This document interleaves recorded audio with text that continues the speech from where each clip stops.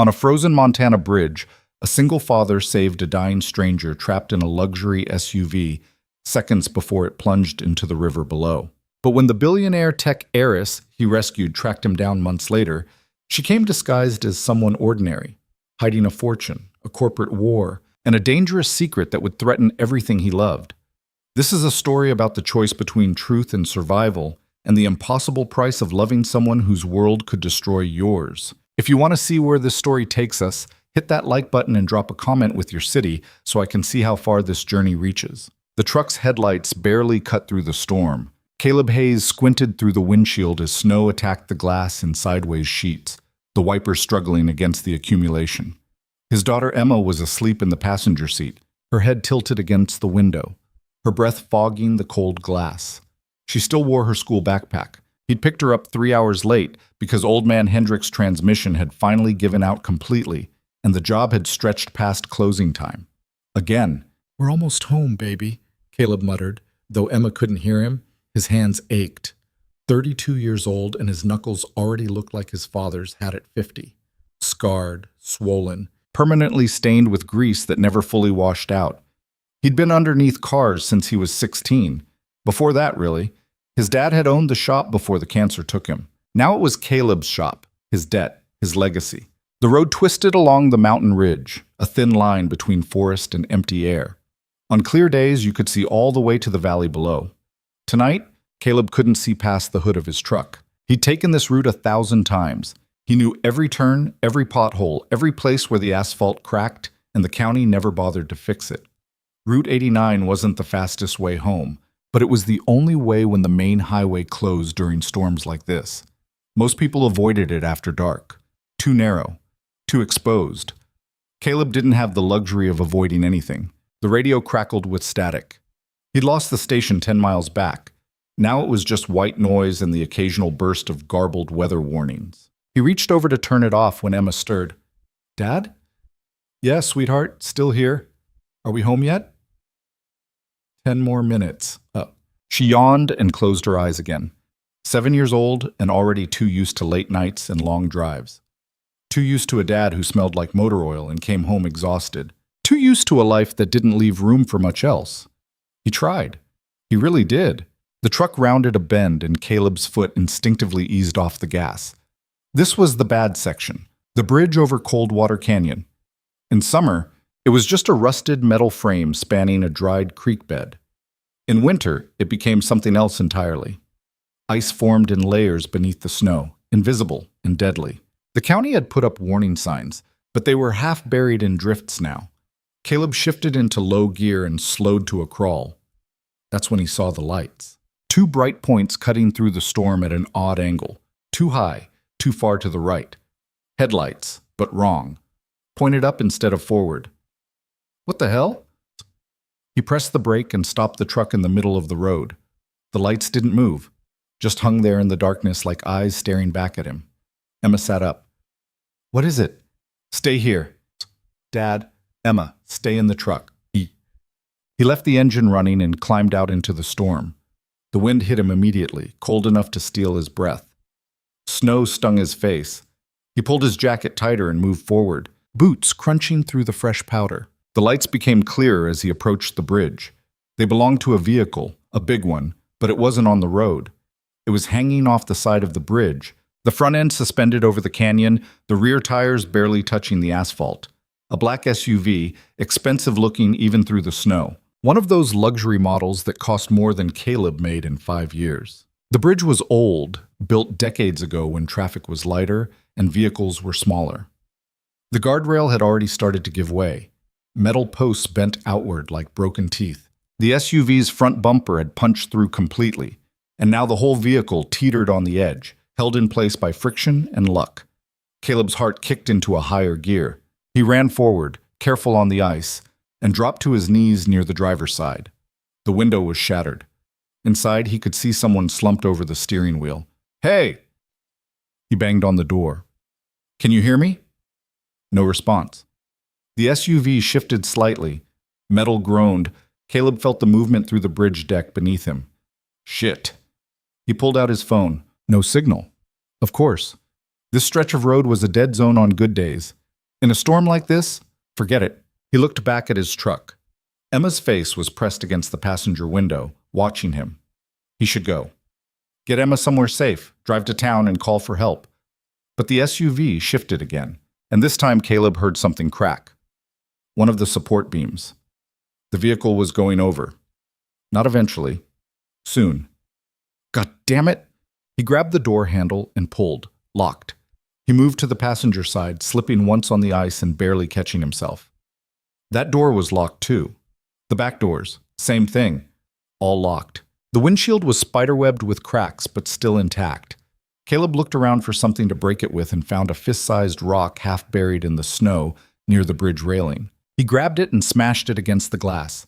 The windshield held. He hit it again, harder. The glass gave way with a wet crunch, and Caleb cleared the shards with his gloved hand before reaching inside. The driver was a woman, younger than him, maybe 30. Dark hair plastered to her face with blood from a cut above her eyebrow.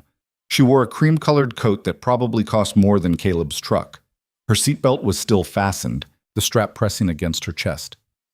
"Hey, wake up." She didn't move. Caleb leaned further inside, reaching for her neck to check for a pulse. The SUV lurched forward half a foot, and his stomach dropped. The rear tires were slipping. He could feel the whole vehicle wanting to tip. If he stayed inside when it went over, he was dead. If he left her, she was dead. Not a choice. Not really. He unbuckled her seatbelt and hooked his arms under hers, pulling her toward the windshield. She was heavier than he expected. Dead weight is always heavier, and the angle made everything harder. Her head lolled against his chest. Blood smeared across his jacket. "Come on, come on!" The SUV shifted again. Caleb felt the balance point pass. The vehicle was going. He yanked her free and threw himself backward just as the SUV's rear tires lost their grip. Metal screamed. The guardrail tore away completely. The vehicle hung in the air for one impossible moment, headlights pointing straight up into the falling snow. Then it dropped. Caleb hit the ground hard with the woman on top of him. The impact drove the air from his lungs. He heard the SUV crash into the canyon below, a massive echoing crunch followed by the sound of rushing water. For a moment, he just lay there, staring up at the sky, feeling snow land on his face. The woman stirred. Her eyes fluttered open. Gray, he noticed, even in the darkness, and focused on him with difficulty. "You're okay," Caleb said.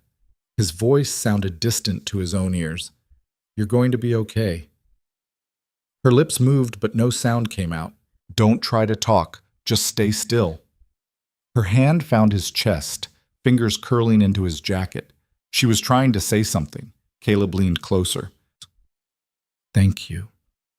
Then her eyes closed again, and she went limp. The next hours blurred together. Caleb carried the woman to his truck and laid her across the back seat. Emma stared with wide eyes but didn't ask questions. She was good at that, reading when Dad needed silence. He drove with one hand while using the other to keep pressure on the woman's head wound with a shop rag from behind the seat. The nearest hospital was 40 minutes away in good weather. Tonight, it took him over an hour. The ER staff took over the moment he arrived.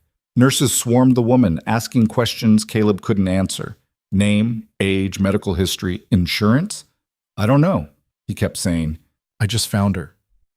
They wheeled her away through double doors, and Caleb was left standing in the waiting room with Emma pressed against his side. "Is she going to die?" Emma asked. "I don't know, baby." "You saved her, though, right?" "I tried." A nurse came over with a clipboard. More questions. Caleb explained what happened, the bridge, the SUV, pulling her out before the vehicle went over. The nurse took notes and thanked him. "What's your name, Jit?" she asked. "Caleb Hayes." "You live around here?" "About 40 miles south, Cedar Ridge. The police will probably want to talk to you for the accident report." Caleb nodded. He just wanted to go home. "There's coffee in the corner if you want to wait," the nurse said. "But it might be a while before we know anything." Emma tugged on his sleeve. "Dad, I'm tired." He looked at his daughter, really looked at her. She had school in the morning. It was already past midnight. She needed to be in bed. "Okay," he said. "Let's go home."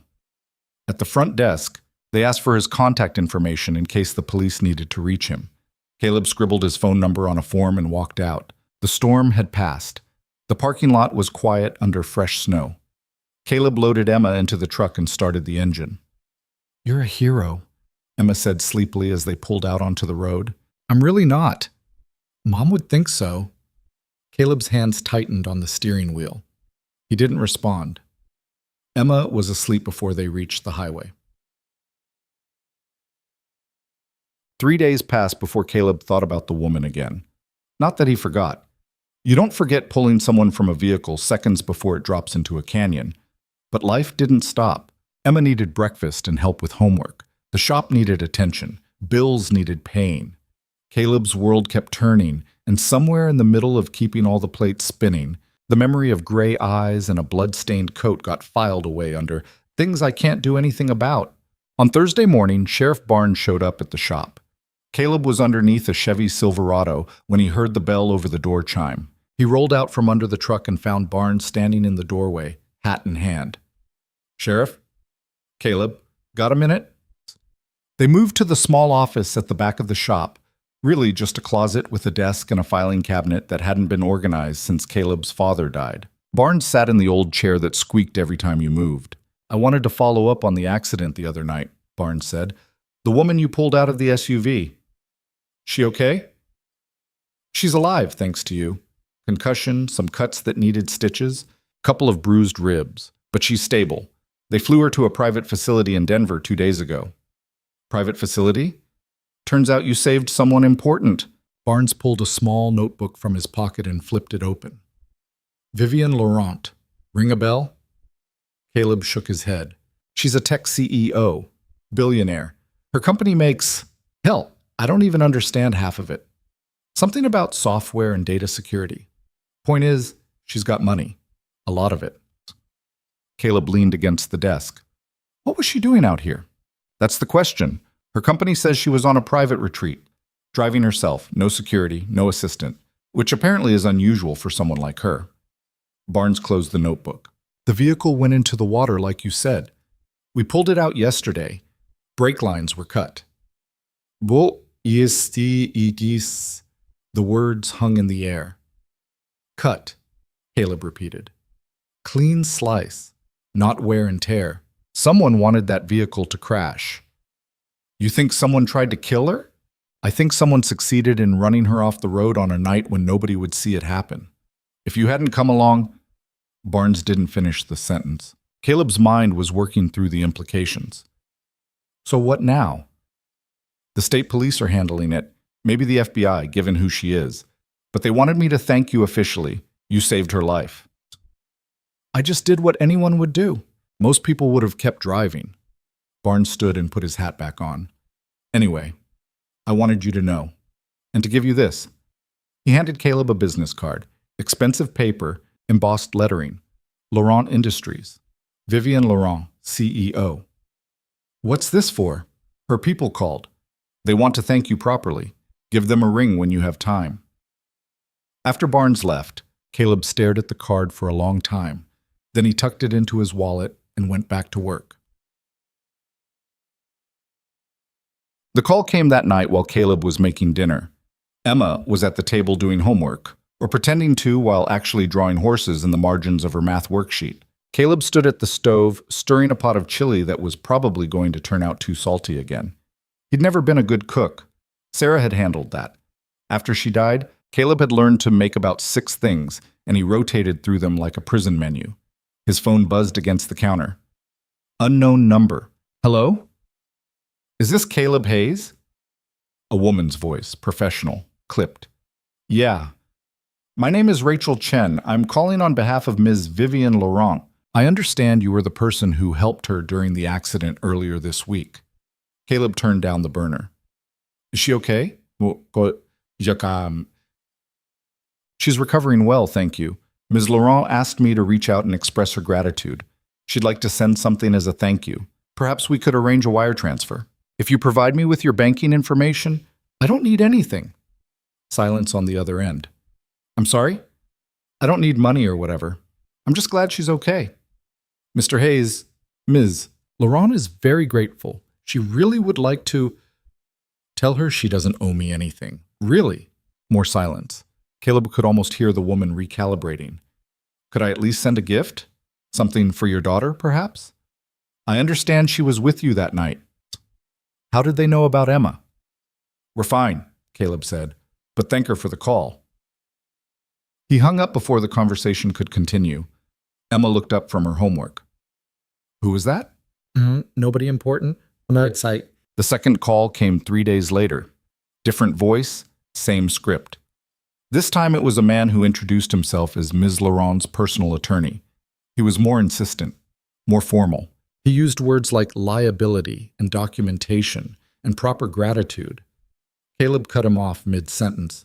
I don't want anything from her. I'm not looking for a payday. I just helped someone who needed help. That's it. Mr. Hayes, with all due respect, have a good day. He blocked the number. Emma was watching TV in the living room when Caleb's phone buzzed again. He looked at the screen, ready to block another call, but stopped when he saw it was a text message instead, from a number he didn't recognize.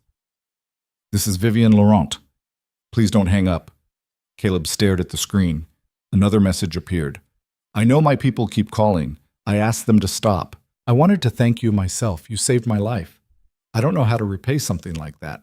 Caleb's thumb hovered over the keyboard. He should delete these, block the number, move on with his life.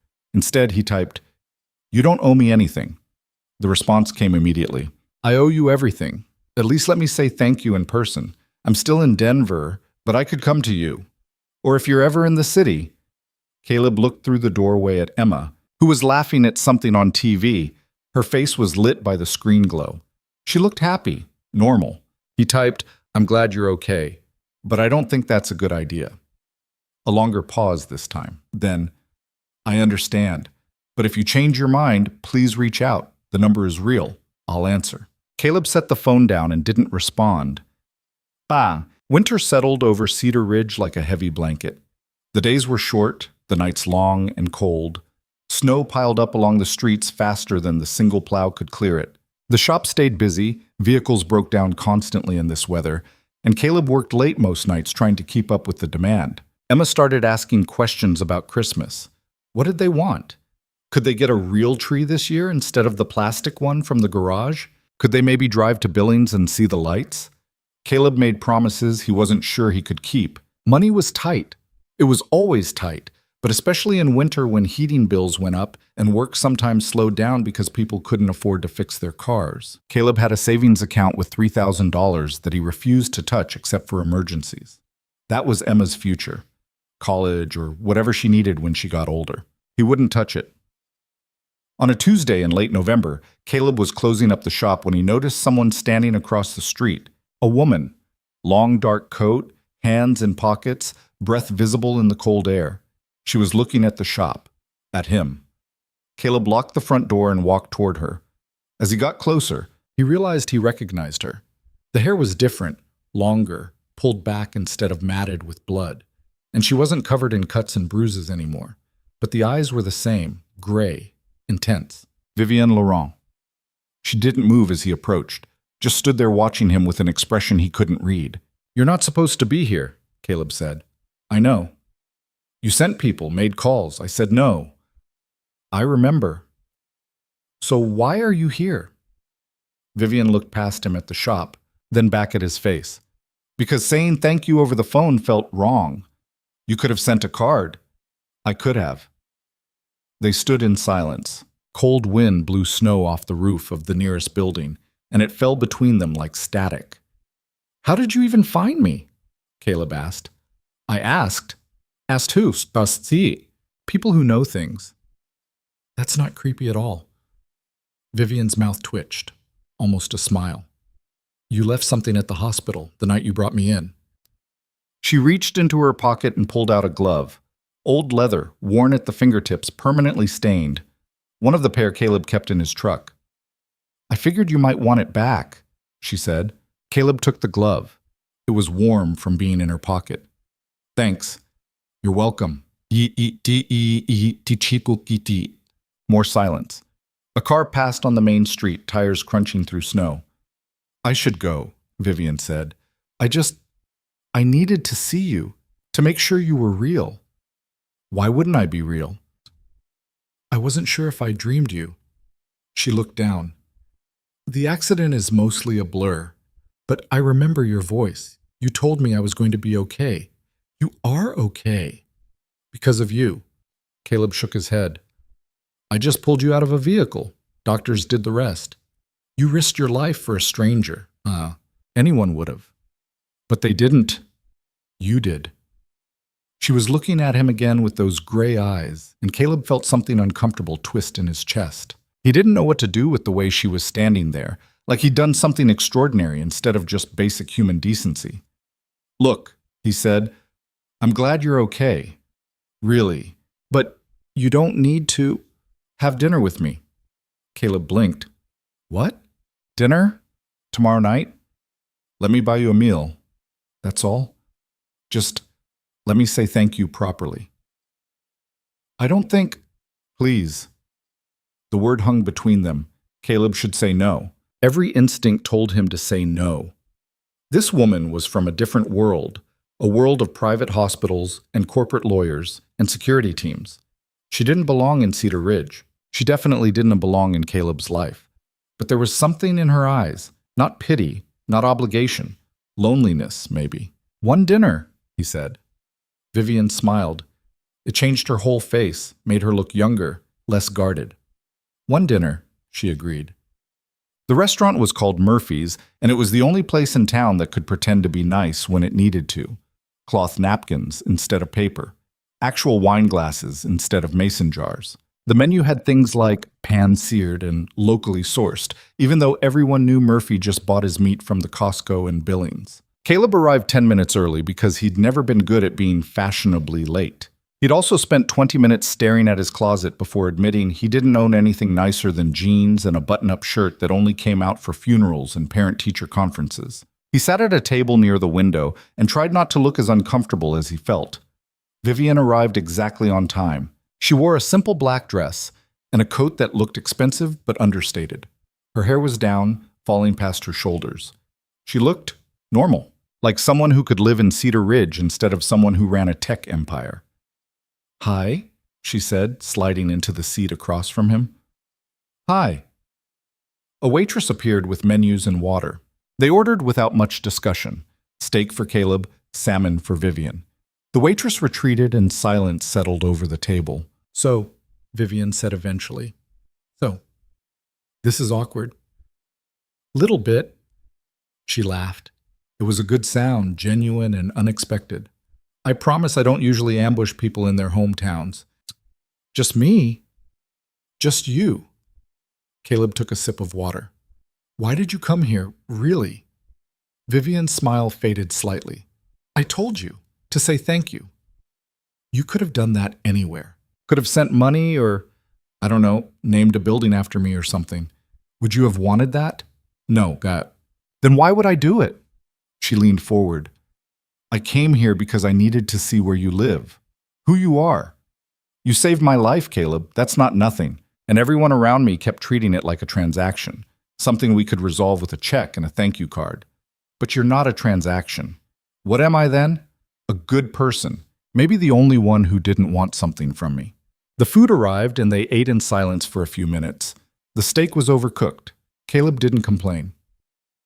Tell me about your daughter, Vivien said. Emma? She was with you that night. Is she okay? She's fine. She's 7.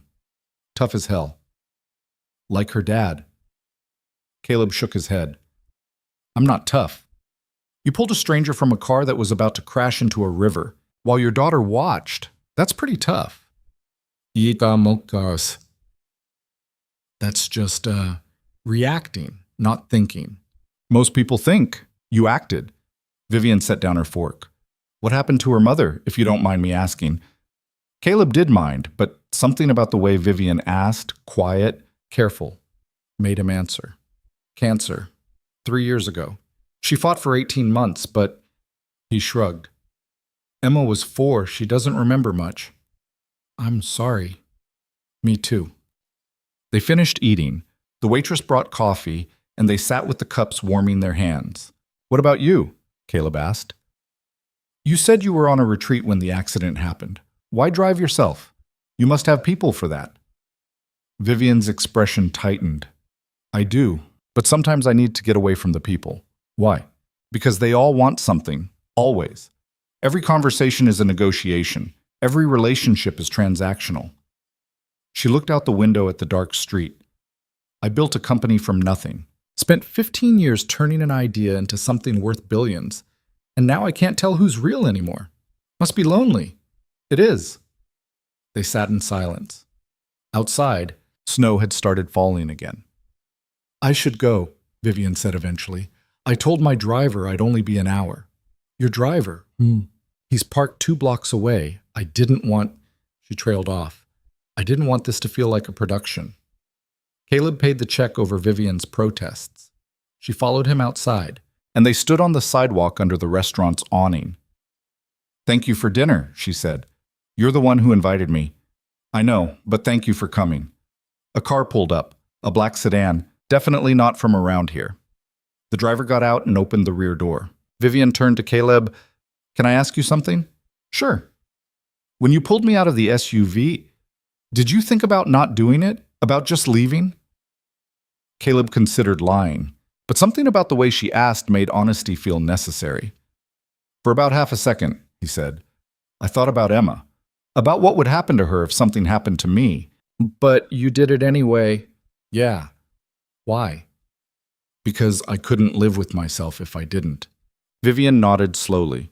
Then she did something unexpected. She leaned forward and kissed his cheek. Quick, light, barely there. Thank you, Caleb Hayes, she whispered. Then she was gone, sliding into the back of the sedan. The door closed, and the car pulled away into the snow. Caleb stood on the sidewalk for a long time after, one hand touching the place where her lips had been. The next morning, Caleb woke to find his phone filled with messages, notifications from his bank, deposits, lots of them. He sat up in bed and opened the app with shaking hands. His checking account showed a balance of $3,847.23. It should have been $847.23. Someone had deposited $3,000 overnight. Caleb called the bank. They confirmed the deposit was legitimate, made through a wire transfer from an account registered to Laurent Industries. He tried calling Vivien. The number she'd texted from went straight to voicemail. He tried the business number on the card Sheriff Barnes had given him. A receptionist answered, professional and polite, and told him Ms. Laurent was unavailable. Tell her to take the money back, Caleb said. I'm sorry, sir, I can't. Tell her I don't want it. I don't need charity. He hung up. Emma came into the kitchen while he was making breakfast, still furious. What's wrong? She asked. Nothing. You're making angry eggs. Caleb looked down at the pan. The scrambled eggs were definitely angry. Overcooked, rubbery, more brown than yellow.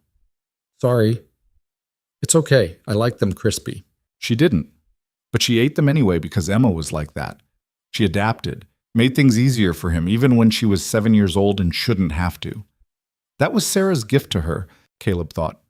The ability to be kind even when life wasn't. His phone buzzed, a text from the same number Vivien had used before. I'm sorry. I know you didn't want money, but I couldn't leave without doing something. Use it for Emma, or don't use it at all. But please don't be angry. Caleb typed back, where are you? The reply came quickly. Airport, flying home. You didn't say goodbye. I didn't want to argue about the money in person. We're arguing about it now, but I'm not there to see you angry, so it's easier. Yes. Despite himself, Caleb almost smiled. You're impossible. I've been told that before. Thank you for dinner, Caleb. And for everything else. The 3 dots appeared, disappeared, appeared again. Can I come back sometime to visit? Caleb stared at the question for a long time. He should say no. Should tell her to stay in her world and leave him in his. But he remembered the way she'd looked at him across the table at Murphy's. The loneliness in her eyes. The feeling of knowing someone who understood what it meant to be isolated even when surrounded by people. He typed, yeah, you can come back. Really? Don't make me regret it. I won't, I promise. The conversation ended there. Caleb set the phone down and finished his coffee. Outside, the sun was coming up over the mountains, turning the snow orange and gold. It was going to be a clear day. Cold, but clear. Emma appeared beside him, pressing her face against the window. It's pretty, she said. Yeah, it is. Dad? Yeah, baby? Who are you texting?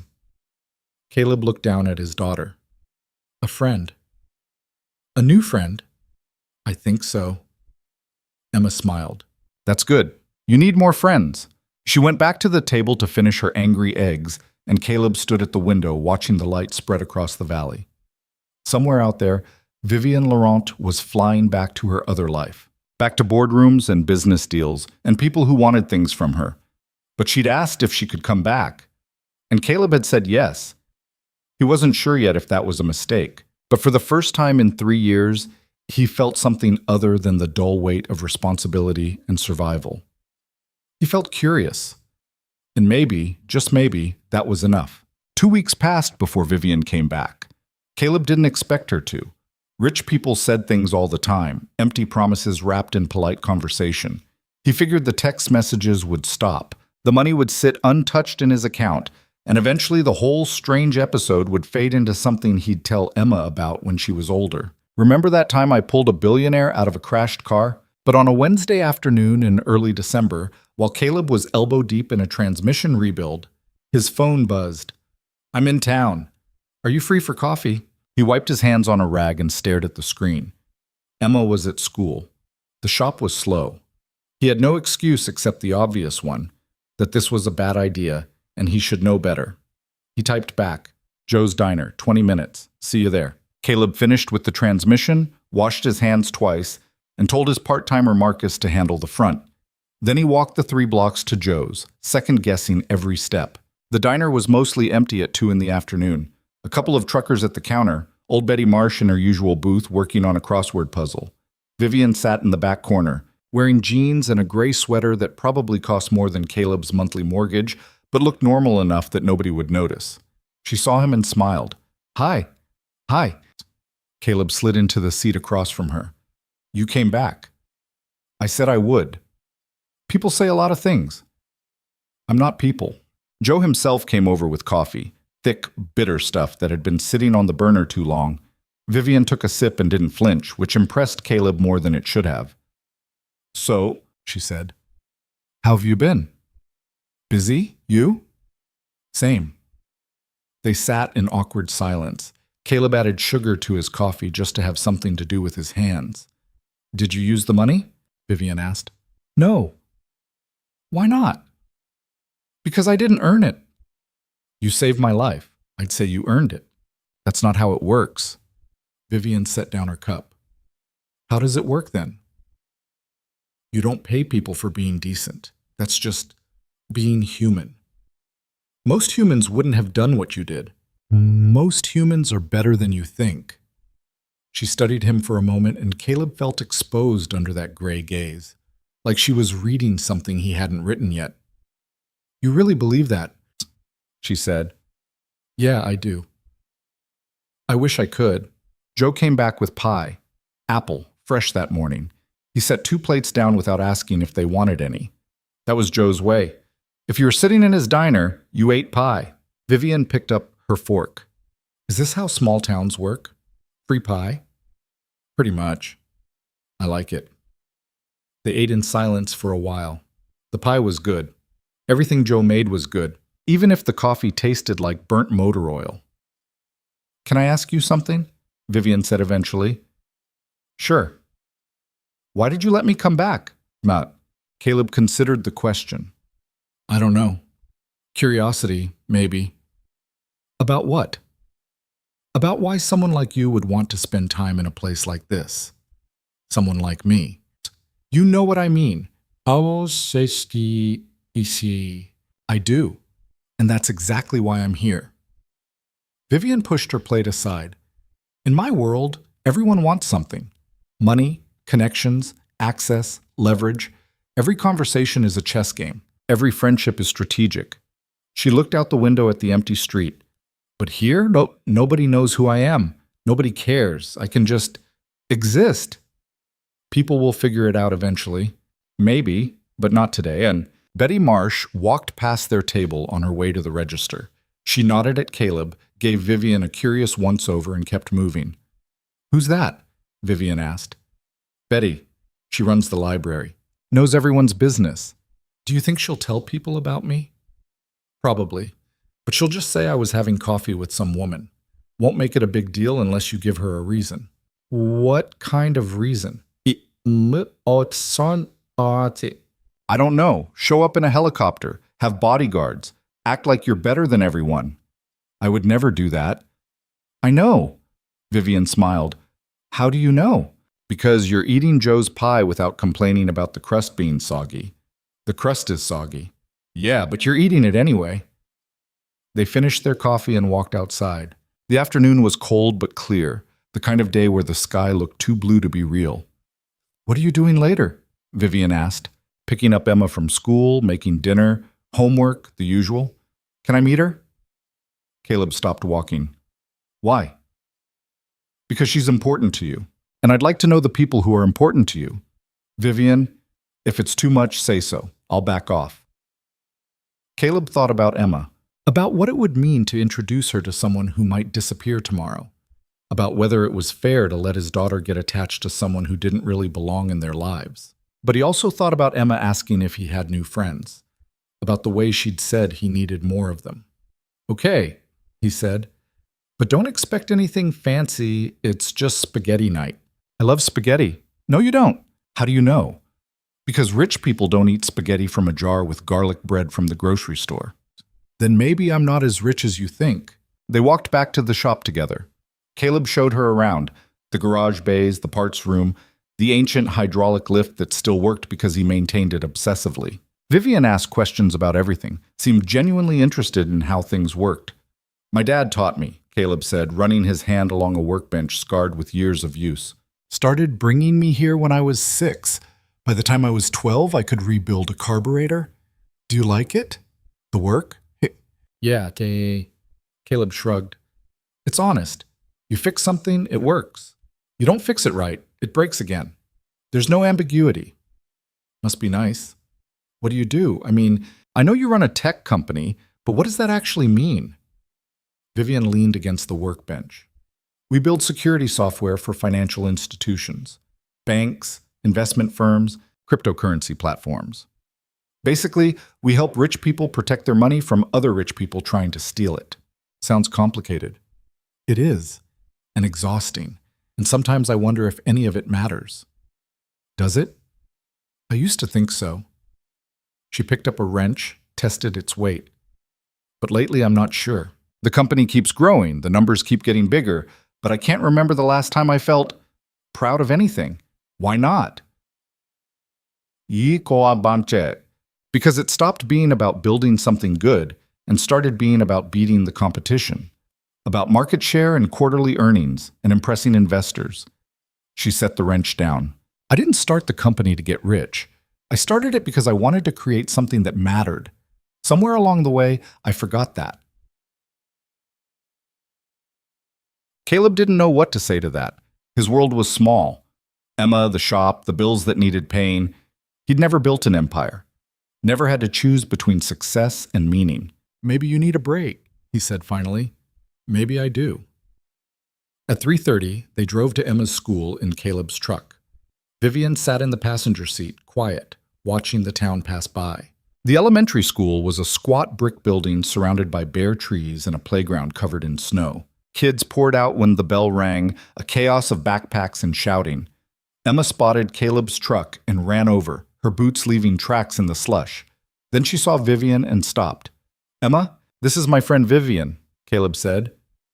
Vivien, this is Emma. Hi, Emma said carefully. Hi, Emma. Your dad's told me a lot about you. He has? All good things. Emma climbed into the back seat, and they drove home. She was quiet the whole way, which wasn't like her. Caleb watched her in the rearview mirror, saw the way she kept stealing glances at Vivien. At the house, a small 2-bedroom ranch that Caleb had bought with life insurance money after Sarah died, Emma went straight to her room. Vivien stood in the living room, taking in the worn furniture and the photos on the mantel. This is nice, she said. You don't have to lie. I'm not. It feels like a home. Caleb started dinner while Vivien sat at the kitchen table. She watched him work, boiling water, browning ground beef, opening a jar of sauce. He felt self-conscious under her attention. "You can help if you want," he said. "I don't know how." "You don't know how to cook spaghetti?" "I don't know how to cook anything. I have a chef." "Of course you do." "Don't judge me." "I'm not judging. I'm just—" He laughed. "Okay, I'm judging a little." Vivien came over to the stove. "Show me." So he did. Taught her how to stir the sauce without letting it stick, how to test pasta by throwing it against the wall. It stuck, which meant it was done. She laughed when he did it, a real laugh that made her look younger. Emma emerged from her room when dinner was ready. They sat at the small table in the kitchen, and for a while nobody talked. Just the sound of forks on plates and Emma's careful chewing. "Do you have kids?" Emma asked suddenly. "Emma," Caleb warned. "It's okay," Vivien said. "No, I don't." "Why not?" "I never found the right person to have them with." "Oh." Emma twirled spaghetti on her fork. "Do you want kids?" Emma, "I think so," Vivien said. "Someday." "You should have them soon. You're getting kind of old." Caleb closed his eyes. "I'm so sorry." But Vivien was laughing. "You're right. I'm getting old. My dad's old too. He's like 100. I'm 32. See? Ancient." After dinner, Emma convinced Vivien to play a board game, some complicated thing involving dragons and treasure that Sarah had bought 2 Christmases before she died. They sat on the living room floor, and Emma explained the rules with the dead serious intensity of a 7-year-old. Caleb watched from the couch, watched Vivien lean forward, fully engaged, asking questions and celebrating when Emma captured one of her dragons. Watched Emma's guard come down, her smiles getting bigger, her laughter coming easier. It should have made him happy. Instead, it scared him, because Emma hadn't laughed like that in a long time, hadn't opened up to anyone outside their small circle. And Vivien would leave eventually, back to Denver, back to her real life. When that happened, Emma would hurt, and Caleb didn't know if he could handle watching his daughter hurt again. Later, after Emma was in bed, Vivien helped clean up the kitchen. They worked in silence, falling into an easy rhythm. She washed, he dried. "Thank you for tonight," she said. "You don't have to thank me for spaghetti." "I'm not thanking you for the food. I'm thanking you for letting me in." Caleb set a plate in the cupboard. "Emma liked you." "I liked her too. She's special." "Yeah, she is. She looks like her mom?" There was a photo on the fridge, Sarah and Emma at the beach, back when Emma was 4 and still had chubby toddler cheeks. Vivien was looking at it. "A little Keishom," Caleb said. "Same eyes, same stubborn streak." "Tell me about her." "Sarah, us." Caleb leaned against the counter. He didn't talk about Sarah much. It hurt less that way. But something about the quiet kitchen and the late hour made the words come easier. "She was a teacher," he said. 3rd grade. Loved it. Used to bring home stories every day about the kids who said something funny, who finally understood fractions, who needed extra help with reading. He smiled at the memory. She was good at seeing people, really seeing them, not just what they showed on the surface. "She sounds wonderful." She was. Too good for me, honestly. "I doubt that." "No, it's true. She could have done better. But she chose me anyway." Caleb picked up another plate, dried it slowly. When she got sick, she didn't complain. Not once. Even at the end, when the pain was bad, she kept saying she was lucky. Lucky because she had Emma. Lucky because she got to be a mom. Lucky because she got to love and be loved. "How did you survive it?" "I didn't. Not really." He set the plate down. "I just kept moving. Got up every day, took care of Emma, went to work, pretended everything was normal until eventually it almost felt that way. That's surviving." "If you say so." Vivien dried her hands on a towel. "Can I tell you something?" "Sure." "I envy you." Caleb frowned. "Why?" "Because you know what it's like to love someone that much, to have something worth surviving for." She looked at him. "I've spent my whole adult life building a company, chasing success, accumulating wealth. And I don't have a single person in my life who would mourn me the way you mourn Sarah." "That's not true." It is. If I died tomorrow, my company would release a statement. The board would appoint a new CEO, and everyone would move on. I wouldn't leave a hole. I'd just be gone. The words hung between them, heavy with truth. That's why you came back, Caleb said quietly. Not to thank me. To feel something real. Is that so wrong? No, but it's not fair either. To who? To us. To Emma. You can visit, play house for a while, then go back to your real life. But we're still here. Still living in this town, in this house. And when you leave, Emma's going to ask where you went and why you don't come back. Vivien looked down. I didn't think about that. I know. What do you want me to do? Caleb didn't answer right away. He thought about the way Emma had laughed tonight. About the way Vivien fit into their kitchen like she'd always belonged there. About the dangerous, terrifying possibility that maybe she could belong there. I don't know, he said finally. But whatever this is, we need to be honest about it. No more pretending you're just passing through. What if I'm not pretending? Then you need to decide what you actually want, because I can't let Emma get attached to someone who's going to disappear. Vivien met his eyes. What about you? What about me? Are you already attached? The question landed like a punch. Caleb wanted to lie, to protect himself, to keep everything simple, but Vivien had asked for honesty. I don't know, he admitted. Maybe. That scares you. Yeah, it does. It scares me too. They stood in the quiet kitchen, the weight of the conversation pressing down. Outside, wind rattled the windows. Snow was starting to fall again. I should go, Vivien said. Where are you staying? There's a bed and breakfast on the edge of town. The owner didn't ask questions. Clara's place. She won't say anything. Good. Caleb walked her to the door. They stood on the porch, breath visible in the cold air.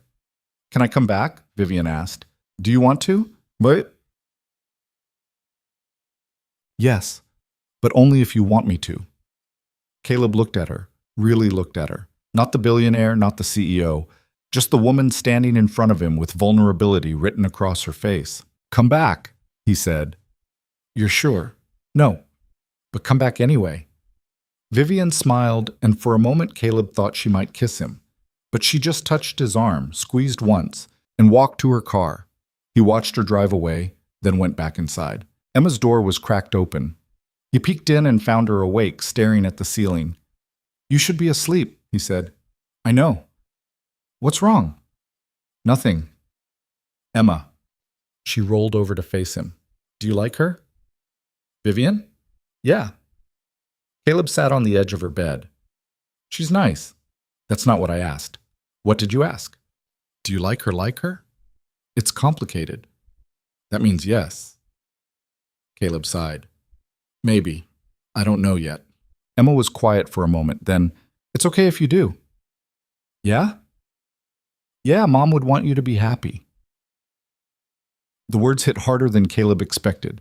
He swallowed against the tightness in his throat. How do you know that? Because she loved you. And people who love you want you to be happy even when they're gone. Caleb pulled Emma into a hug. She wrapped her arms around his neck and held on tight. When did you get so smart? He asked. I've always been smart. You just don't pay attention. I pay attention. Not enough. He kissed the top of her head. Go to sleep, kiddo. Okay, Dad? Yeah? I like her too. Caleb didn't know what to say to that.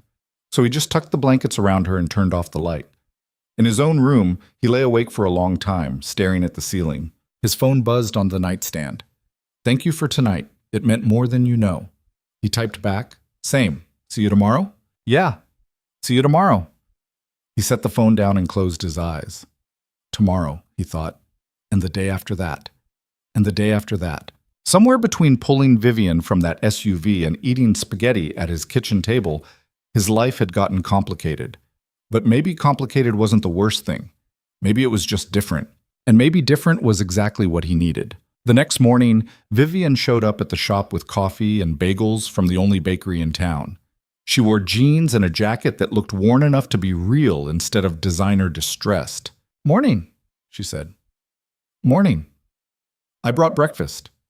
I see that.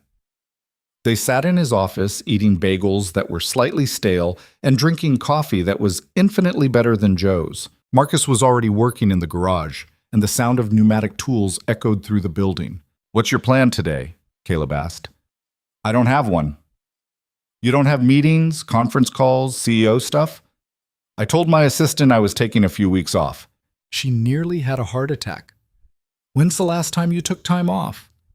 "I don't remember." Caleb shook his head. "That's not healthy." "I know, but when you run a company, you can't just step away." "You just did."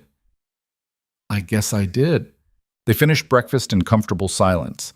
Caleb had a Dodge with a bad alternator and a Ford that needed an oil change. Vivien followed him into the garage, watching as he worked. "Can you teach me?" she asked. "Teach you what?" "How to fix cars." "Why?" "Because I want to learn something that doesn't involve computers or spreadsheets or board meetings." So Caleb taught her, showed her how to check oil, how to identify when brake pads needed replacing, how to listen to an engine and hear what it was telling you. She was a quick study, asked good questions, didn't mind getting her hands dirty. "You're better at this than I expected," he said. "Is that a compliment?" "I think so." "Then I'll take it." By lunch, Vivien's hands were covered in grease. She stared at them like they were foreign objects. "This doesn't wash off, does it?" she asked. "Not easily." "Great. Welcome to my world." They cleaned up and walked to the diner. Betty Marsh was there again, sitting in the same booth. She watched them come in, and Caleb could see the wheels turning in her head. Tomorrow, everyone would know he was spending time with some woman. By next week, they'd be engaged according to small-town gossip rules. "Let them talk," Vivien said quietly. "How did you know what I was thinking?" "Say, because I'm thinking the same thing, but I don't care." "Do you?" Caleb considered that. In a town this size, privacy was a myth. People talked because there wasn't much else to do. He'd been the subject of gossip before, after Sarah died, after he kept Emma out of school for a week because neither of them could function, after he sold Sarah's car because he couldn't stand looking at it anymore. The talking never changed anything. "No," he said, "I don't care." They ordered sandwiches and sat by the window.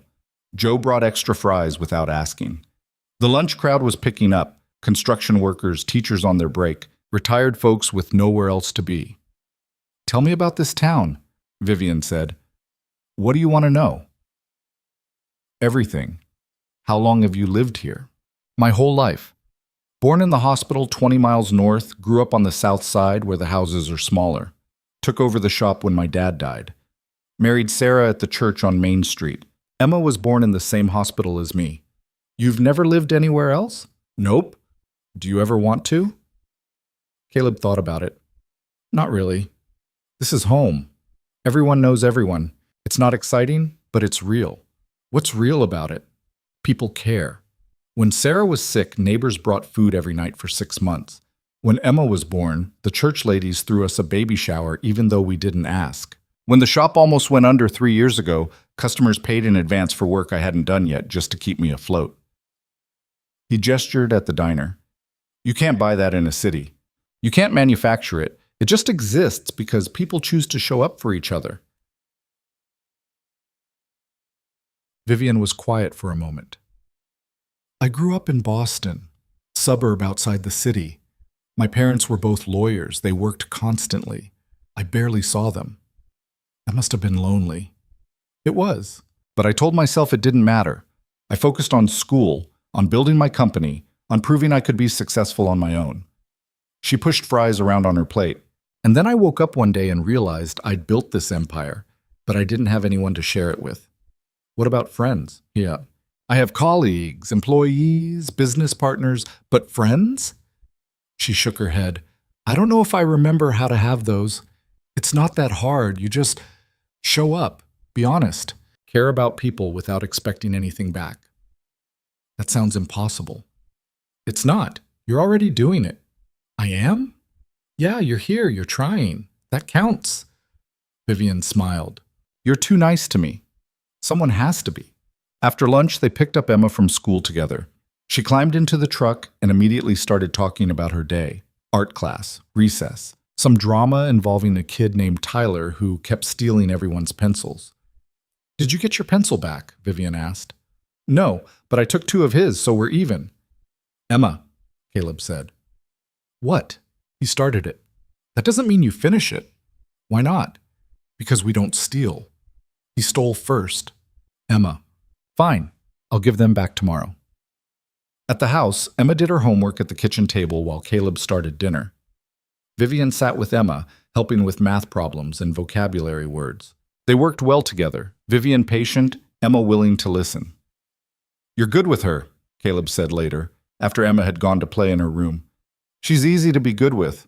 Not always. She can be stubborn. I wonder where she gets that from. Her mother. Sure, her mother. Yeah. They smiled at each other and something shifted in the air between them. Something warm and complicated and terrifying. Caleb looked away first. You want to stay for dinner? I'd like that. So she stayed. And the next night, and the night after that, a routine developed. Vivien would show up at the shop in the morning with coffee. She'd help Caleb with simple repairs, learning as she went. They'd have lunch at the diner, pick up Emma from school, make dinner together, play board games or watch movies until Emma fell asleep. Then they'd sit on the porch, talking about everything and nothing. About Vivien's company and the pressure to keep growing. About Caleb's shop and the constant struggle to stay afloat. About Emma and what kind of person she might become. About Sarah and the ways grief changed shape but never disappeared. 2 weeks passed like that. Then 3. Vivien stopped going back to Clara's bed and breakfast. She slept on Caleb's couch instead, wrapped in spare blankets. He told himself it was practical. The bed and breakfast was expensive, and she was here all the time anyway. But he knew the truth. He liked having her there, liked waking up and finding her already in the kitchen making coffee, liked the way she fit into their life like a puzzle piece he hadn't known was missing. And that scared him more than anything, because Vivien wasn't really there, not permanently. She had a life waiting for her in Denver, a company that needed her, a world she'd built that had nothing to do with Cedar Ridge or spaghetti dinners or fixing transmissions. Eventually, she'd have to go back. And when she did, it was going to hurt. On a Thursday night, 3 weeks after Vivien first came back, Caleb's phone rang. Sheriff Barnes. Caleb, we need to talk. About what? Vivien Laurent. Is she still in town? Caleb glanced at the living room where Vivien was helping Emma build a blanket fort. Yeah, why? Because Denver PD just called. They've been looking for her. Said she hasn't checked in with her security team in weeks. They think something might have happened to her. Nothing happened. She's fine. I need to confirm that. Can you bring her by the station? Barnes, it's not a request, Caleb. If she's here voluntarily, that's fine. But I need to verify that. She'll tell you herself. Hold on. He walked into the living room. Vivien, Sheriff wants to talk to you. She looked up and he saw the fear flash across her face, just for a second. Then it was gone, replaced by that careful, controlled expression she wore in public. What about? Denver PD is looking for you. They think you're missing. I'm not missing. I'm right here. I know, but you need to tell them that. She took the phone. Hello, Sheriff? Yes, it's me. No, I'm fine. I'm in Cedar Ridge by choice. No, I don't need assistance. I understand. Yes, I'll contact my team. Thank you. She handed the phone back to Caleb. They're going to call your security, he said. I know. Why haven't you checked in? Because the moment I do, they'll drag me back. And I'm not ready to go back yet. Emma poked her head out of the blanket fort. What's wrong? Nothing, sweetheart, Vivien said. Just work stuff. But her hands were shaking. That night, after Emma was asleep, Caleb found Vivien standing on the porch, staring out at the dark street. Talk to me, he said. I can't keep hiding. You're not hiding. You're just taking a break. Ditch. It's the same thing. She wrapped her arms around herself. My assistant has called 17 times. My CFO sent a dozen emails. The board wants an emergency meeting. And I've been ignoring all of it because I wanted to pretend I could have a normal life. You can. No, I can't. I built something too big to walk away from. And the moment I step back into that world, all of this, she gestured at the house, the street, the town, goes away. It doesn't have to. Yes, it does. Because I can't be both people. I can't be the woman who eats spaghetti with your daughter and the CEO who runs a billion-dollar company. I have to choose. So choose. It's not that simple. Why not? She turned to face him, and in the porch light he could see tears in her eyes. Because I'm terrified of choosing wrong. If I stay, I lose everything I've built. If I go, I lose this. I lose you. The words hung between them. You don't have me, Caleb said quietly. Don't I? He wanted to lie, wanted to protect himself, but they'd promised honesty. I don't know, he said. Maybe. But Vivien, you can't make this decision based on me or Emma. You have to figure out what you actually want. What if what I want doesn't exist? What if I can't have the company and this life? What if choosing one means destroying the other? Then you choose the one you can live without losing. And if I can't live without either? Caleb didn't have an answer for that. They stood in the cold, not touching, both knowing something had broken between them. Some illusion that they could keep pretending this was sustainable. I need to go back, Vivien said finally. Just for a few days, to handle things. Okay. Will you wait for me? Vivien, please, just don't decide anything while I'm gone. Don't close the door. I'm not closing anything, but you need to be realistic. Your life is there. Mine is here. And eventually, that's going to matter. Bam. It already matters. I know. She kissed him then, not on the cheek this time, but full on the mouth, desperate and sad, and full of all the things neither of them knew how to say. When she pulled back, she was crying. I'll come back, she whispered. Okay. I promise. Okay. But as Caleb watched her drive away an hour later, suitcase thrown hastily together, he couldn't shake the feeling that promises didn't matter, because some gaps were too wide to bridge, and no amount of wanting could change that. The first 3 days after Vivien left, Caleb convinced himself he was fine. He went to work, fixed cars, picked up Emma from school, made dinner, helped with homework. The routine held him together the way it always did, filling the hours so he didn't have time to think about gray eyes, or the way someone else's presence had made his house feel less empty. Emma asked about Vivien once, on the drive home from school. When's she coming back? I don't know, sweetheart. Is she coming back? She said she would. That's not what I asked. Caleb glanced at his daughter in the rearview mirror, 7 years old and already too perceptive for her own good. I don't know, he admitted. Emma went quiet after that, staring out the window at the passing snowbanks. She didn't ask again.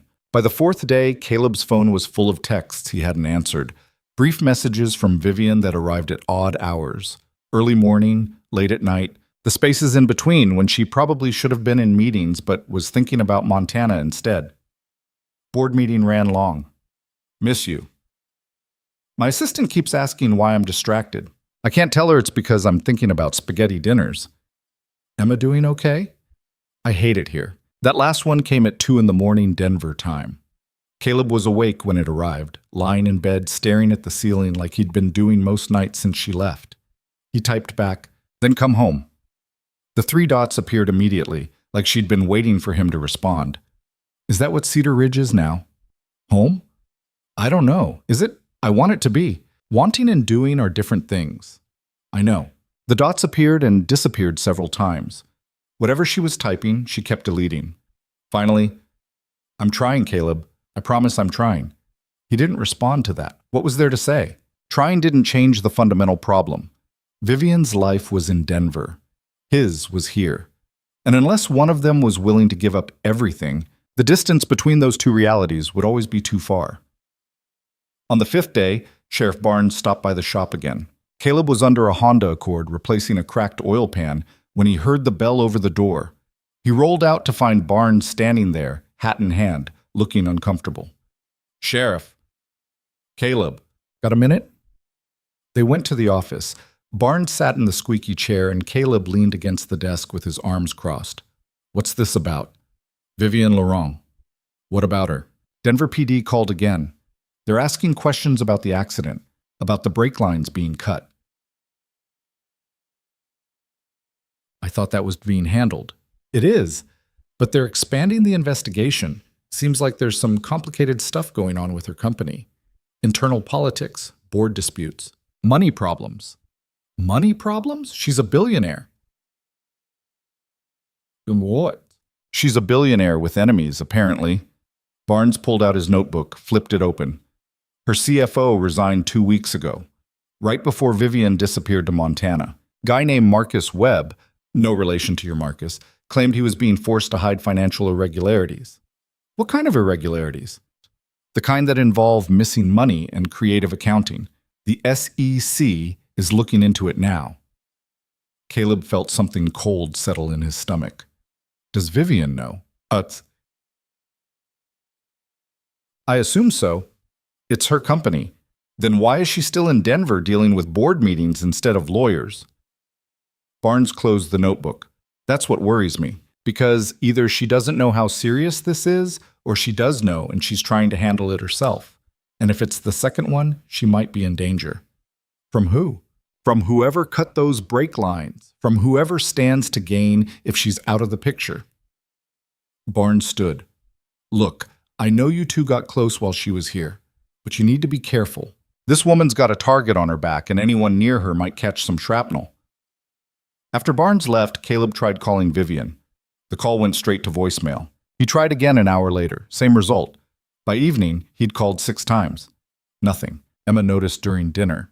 Spaghetti again because it was Thursday, and Thursday was always spaghetti. You keep looking at your phone, she said. Sorry. Are you worried about Vivien? A little. She in trouble? Caleb wanted to lie. Wanted to protect his daughter from adult problems and complicated situations. But Emma had already lost one parent to something she couldn't control. She deserved honesty about the things that might take someone else away. Maybe, he said. I don't know yet. Can you help her? I don't know how. You could go there, to Denver. I can't just leave, baby. I've got the shop, and you've got school. I can miss a few days, and Marcus can run the shop. Emma, she helped us. When she was here, she made you happy. I saw it. Emma pushed her spaghetti around her plate. Mom would want you to help her. The words hit like a punch. Not because they were wrong, but because they were right. Sarah would have wanted him to help. Sarah had always been the first person to show up when someone needed something, even when it was inconvenient, even when it cost her. I'll think about it, Caleb said. That night, after Emma was asleep, Caleb's phone finally rang. Vivien. Where have you been? He asked. In meetings. All day. I'm sorry. Her voice sounded exhausted. Things are worse than I thought. Barnes told me about the CFO, the investigation. Of course he did. Small town news travels fast. Vivien, what's going on? Silence on the other end. Then, someone's trying to take my company. A group of board members led by my former CFO. They've been siphoning money, creating fake transactions, setting me up to take the fall. Why would they do that? Because if I'm charged with fraud, I lose control. The board votes me out, they install their own CEO, and they gut everything I built, turn it into something profitable short-term and worthless long-term. Can you prove they did it? I'm trying, but they covered their tracks well. My lawyers are digging through years of financial records, looking for evidence. It's going to take time. Time you might not have. I know. Caleb ran his hand through his hair. I come back to Montana. I can't. If I leave now, they win. If you stay and something happens to you, nobody wins. Nothing's going to happen to me. I have security now, full detail, 24/7. I can't go anywhere without 3 guys following me. Then why are you calling me at midnight from what sounds like an empty room? Another silence, longer this time. Because I gave them the slip, she admitted. Climbed out a bathroom window at a restaurant. Took a cab to a hotel they don't know about. I needed an hour where I didn't have to perform, where I could just be me. Vivien, I know, it's stupid, but I can't breathe there, Caleb. Everyone wants something. My lawyers want decisions. My board wants control. My security team wants me locked in a room where nothing can touch me. And I just want... She trailed off. What do you want? To be in your kitchen, eating spaghetti with Emma, listening to you explain how transmissions work, feeling normal. Caleb closed his eyes. You can't run from this. I'm not running. I'm fighting. But I need something to fight for, some reason to care about keeping a company that's become a prison. So walk away, sell it, let them have it. I can't. Why not? Because I built it. Because 200 people depend on it for their jobs. Because if I let these men win, I'm proving that women can't hold power without men taking it away. That's not your responsibility. Maybe not, but it feels like it is. They sat in silence, connected by a phone line and nothing else. When can you come back? Caleb asked. I don't know. A week? Maybe 2? The lawyers think we'll have enough evidence by then to file charges. And if you don't, then I lose everything except what matters. What matters? You, Emma, that stupid town where nobody knows who I am and nobody cares.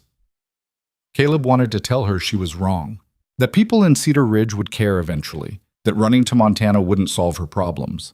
But he also wanted her back, wanted to see her in his kitchen, wanted to watch Emma's face light up, wanted to pretend that complicated situations had simple solutions. Be careful, he said instead. I will. I mean it. Barnes said someone cut your brake lines. These people already tried to kill you once. They won't get another chance. Promise me. I promise. She hung up, and Caleb sat in the dark living room staring at his phone. Emma was right. He should go to Denver, should be there, should help somehow. But he had a daughter who needed him, a shop that barely kept them afloat, a life built on routines and responsibilities that couldn't be abandoned because a woman he barely knew was in trouble. Except he did know her, had seen past the money and the power to the lonely person underneath. And she'd seen him the same way, not as a struggling single father barely holding things together, but as someone worth knowing. That had to count for something. The next morning, Caleb called Marcus into the office. I need a favor. Marcus, who was 23 and had been working at the shop for 2 years, looked up from his coffee. Sure, boss. What's up? I need you to run things for a few days, maybe a week. Run things? Like be in charge? Yeah. Where are you going? Denver. Marcus grinned. The Billionaire, huh? I knew it. It's not like that. Sure it's not. When do you leave? Tomorrow. If you think you can handle it, Boss, I've been fixing cars since I was 15. I got this. Caleb hoped he was right. That night, he sat Emma down at the kitchen table. How do you feel about taking a road trip? Emma's eyes went wide. To Denver? Yeah. To see Vivien? To help Vivien? Yes. Emma pumped her fist. Can we stay in a hotel? With a pool? Maybe. Can I miss school? I already called your teacher. She's sending homework. That's not fair. Life rarely is. They left early Saturday morning. Emma bundled in the passenger seat with a pillow and her backpack full of books.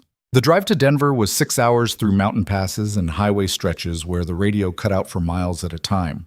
Emma slept most of the way. Caleb drove and tried not to think about what he was doing. Showing up uninvited in a city he'd never been to. Inserting himself into a situation he didn't understand. All because a woman he'd known for less than 2 months had looked at him like he mattered. It was stupid. It was impulsive. It was exactly the kind of thing Sarah would have done. They hit Denver traffic around 3 in the afternoon. The city sprawled out below them, all glass and steel, and enough people to fill Cedar Ridge 50 times over. Caleb felt his chest tighten. He'd never liked cities. Too loud, too fast, too many people who didn't see each other. He'd called ahead to a hotel near downtown. Nothing fancy, just clean and affordable. They checked in, and Emma immediately found the pool. Later, Caleb promised. First, I need to make a phone call. He tried Vivien's number, voicemail. He tried again an hour later, same result. By evening, he was starting to worry.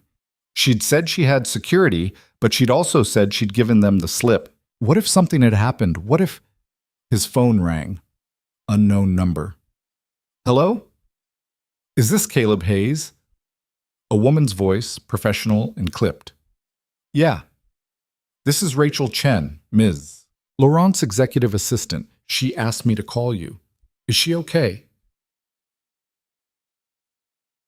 She's fine, but she's in a secure location and can't use her personal phone right now. She wanted me to tell you not to come to Denver. Little late for that. I'm already here. New silence on the other end. Then, You're in Denver right now? yeah, me and my daughter. We got in a few hours ago. Hold on. The line went quiet. Caleb could hear muffled voices. Like Rachel had covered the phone to talk to someone else. Then Vivien's voice. Caleb? Hey, what are you doing here? You sounded like you needed help. I told you not to come. You told your assistant to tell me not to come. That's different. Caleb, it's not safe. I don't care. You should care.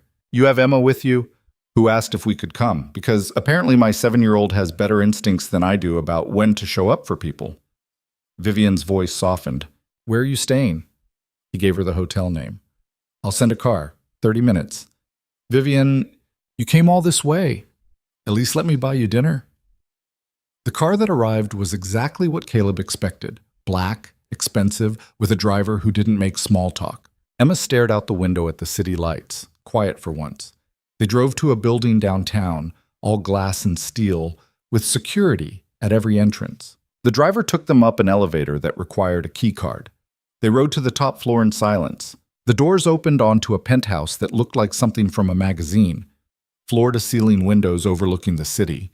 Modern furniture that probably cost more than Caleb's truck. Art on the walls that he didn't understand but assumed was expensive. Vivien stood by the windows, wearing jeans and a sweater that looked soft. She turned when they entered, and the careful executive mask she wore slipped just enough for Caleb to see the relief underneath. "Hi," she said. "Hi." Emma ran across the room and hugged Vivien's waist. "We came to rescue you." Vivien laughed, and the sound was real. "I see that. Are you okay?" "I'm better now." They ordered dinner from some restaurant that delivered to penthouses. Thai food that came in containers that were fancier than anything Caleb owned. Emma ate pad Thai and asked Vivien questions about the city, about her office, about whether she had a secret identity, like a superhero. "Not quite," Vivien said. "But I do have a lawyer who wears a cape sometimes." "Really?" "No, I'm joking." "Oh." After Emma fell asleep on the couch, wrapped in a blanket Vivien provided, they sat by the windows and talked in low voices. "You shouldn't have come," Vivien said. "You said that already." "I mean it. Things are getting dangerous." "Tell me what's happening, Shah." So she did. Explained about the board members who wanted her gone, about the CFO who'd been cooking the books for 2 years, setting up shell companies and fake transactions that all traced back to her, about the evidence her lawyers were finding and the evidence they weren't. "The accident wasn't random," she said. "Webb hired someone to run me off the road. We know that now. My lawyers found wire transfers from one of the shell companies to a man with a history of violent crime. They tried to kill you. They tried to scare me. The brake lines were cut just enough to fail under pressure. They wanted me injured, shaken, willing to step down. They didn't count on someone pulling me out. Do the police know? They're building a case, but it takes time. And Webb knows I'm onto him, which makes him desperate. Which makes him dangerous. Yes." Caleb looked at Emma, sleeping on the couch, then back at Vivien. "You need to get out of Denver. Come back to Montana until this is over." "I can't. I have depositions next week, court filings. If I leave now, the board votes me out and I lose any chance of fighting this." "What good is fighting if you're dead?" "I'm not going to die, Caleb. I have security." "You gave them the slip last week," climbed out a bathroom window. "That was different." "How?" "Because I was having a breakdown. But I'm fine now." "You're not fine. You're exhausted and scared and trying to hold together a company that people are actively stealing from you." Vivien stood and walked to the window. Down below, the city glittered like broken glass. "What do you want me to do?" she asked quietly. "Walk away? Let them win?" "I want you to be safe. I want that too. But I also want to be able to look at myself in the mirror. And if I run now, I won't be able to." Caleb joined her at the window. "Then let me help." "How?" "I don't know, but you don't have to do this alone." She turned to face him. "Why are you here, Caleb? Really?" Because you matter. I'm a mess. So am I. You have a daughter to think about, a life in Montana. You don't need this. Neither do you. But we don't always get to choose what we need. They stood close enough that Caleb could see his reflection in her eyes. Close enough that kissing her would have been easy. But Emma was 10 feet away, and the moment felt too fragile for anything except honesty. I don't know what this is, he said, between us, but I know it's real, and I know you're not alone. I feel alone. You're not. Vivien leaned forward and rested her forehead against his chest. Caleb wrapped his arms around her, and she held on like she was drowning. They stood that way for a long time, long enough for the city lights to blur, long enough for Caleb to realize he'd crossed some invisible line he couldn't uncross. He was in this now. Whatever happened next, he was in it. The next morning, Vivien's assistant Rachel showed up at the penthouse with coffee and a schedule that made Caleb's head hurt just looking at it. You have the SEC meeting at 9, Rachel said. Then lunch with your legal team at noon. The board convenes at 2. Deposition at 4. Cancel the board meeting, Vivien said. Rachel blinked. I'm sorry? Cancel it. Tell them I'm unavailable. But Ms. Laurent. Rachel, cancel it. After Rachel left, looking confused and slightly panicked, Vivien turned to Caleb. I'm taking the day off. You can't just cancel a board meeting. Watch me. Vivien, so I have been in meetings and depositions and strategy sessions for 2 weeks straight. I have answered the same questions 50 times. I have smiled and nodded and played the game exactly the way I'm supposed to. And today, I'm not doing it. She looked at Emma, who was eating cereal and watching cartoons. Today, I'm spending time with people who don't want anything from me except my company. So they did. Vivien took them to an aquarium where Emma pressed her face against the glass and watched jellyfish float like ghosts.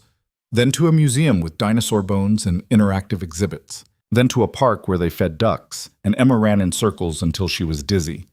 For a few hours, Vivien wasn't a CEO or a billionaire or someone with a target on her back. She was just a woman laughing at a 7-year-old's jokes and holding Caleb's hand like it was the most natural thing in the world. They had dinner at a small restaurant that Vivien swore served the best pho in Denver. Emma tried it and declared it weird but good. They walked back to the hotel as the sun set, painting the buildings orange and gold. At the hotel entrance, Vivien's security detail was waiting. 3 men in dark suits who hadn't been there that morning. Ms. Laurent, the lead agent said, we need you to come with us. What's wrong? Vivien asked. Marcus Webb was arrested an hour ago. Federal charges. But his attorney just posted bail. So?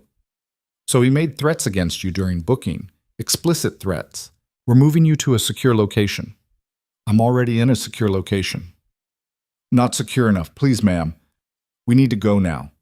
Vivien looked at Caleb. I'm sorry. Don't be. Go. Will you stay? In Denver? Just for a few more days? Vivien, please, I need to know you're close. Caleb wanted to argue. Wanted to load Emma in the truck and drive back to Montana, where life made sense, and people didn't get death threats over corporate fraud. But Vivien was looking at him like he was the only solid thing in a world that kept shifting beneath her feet.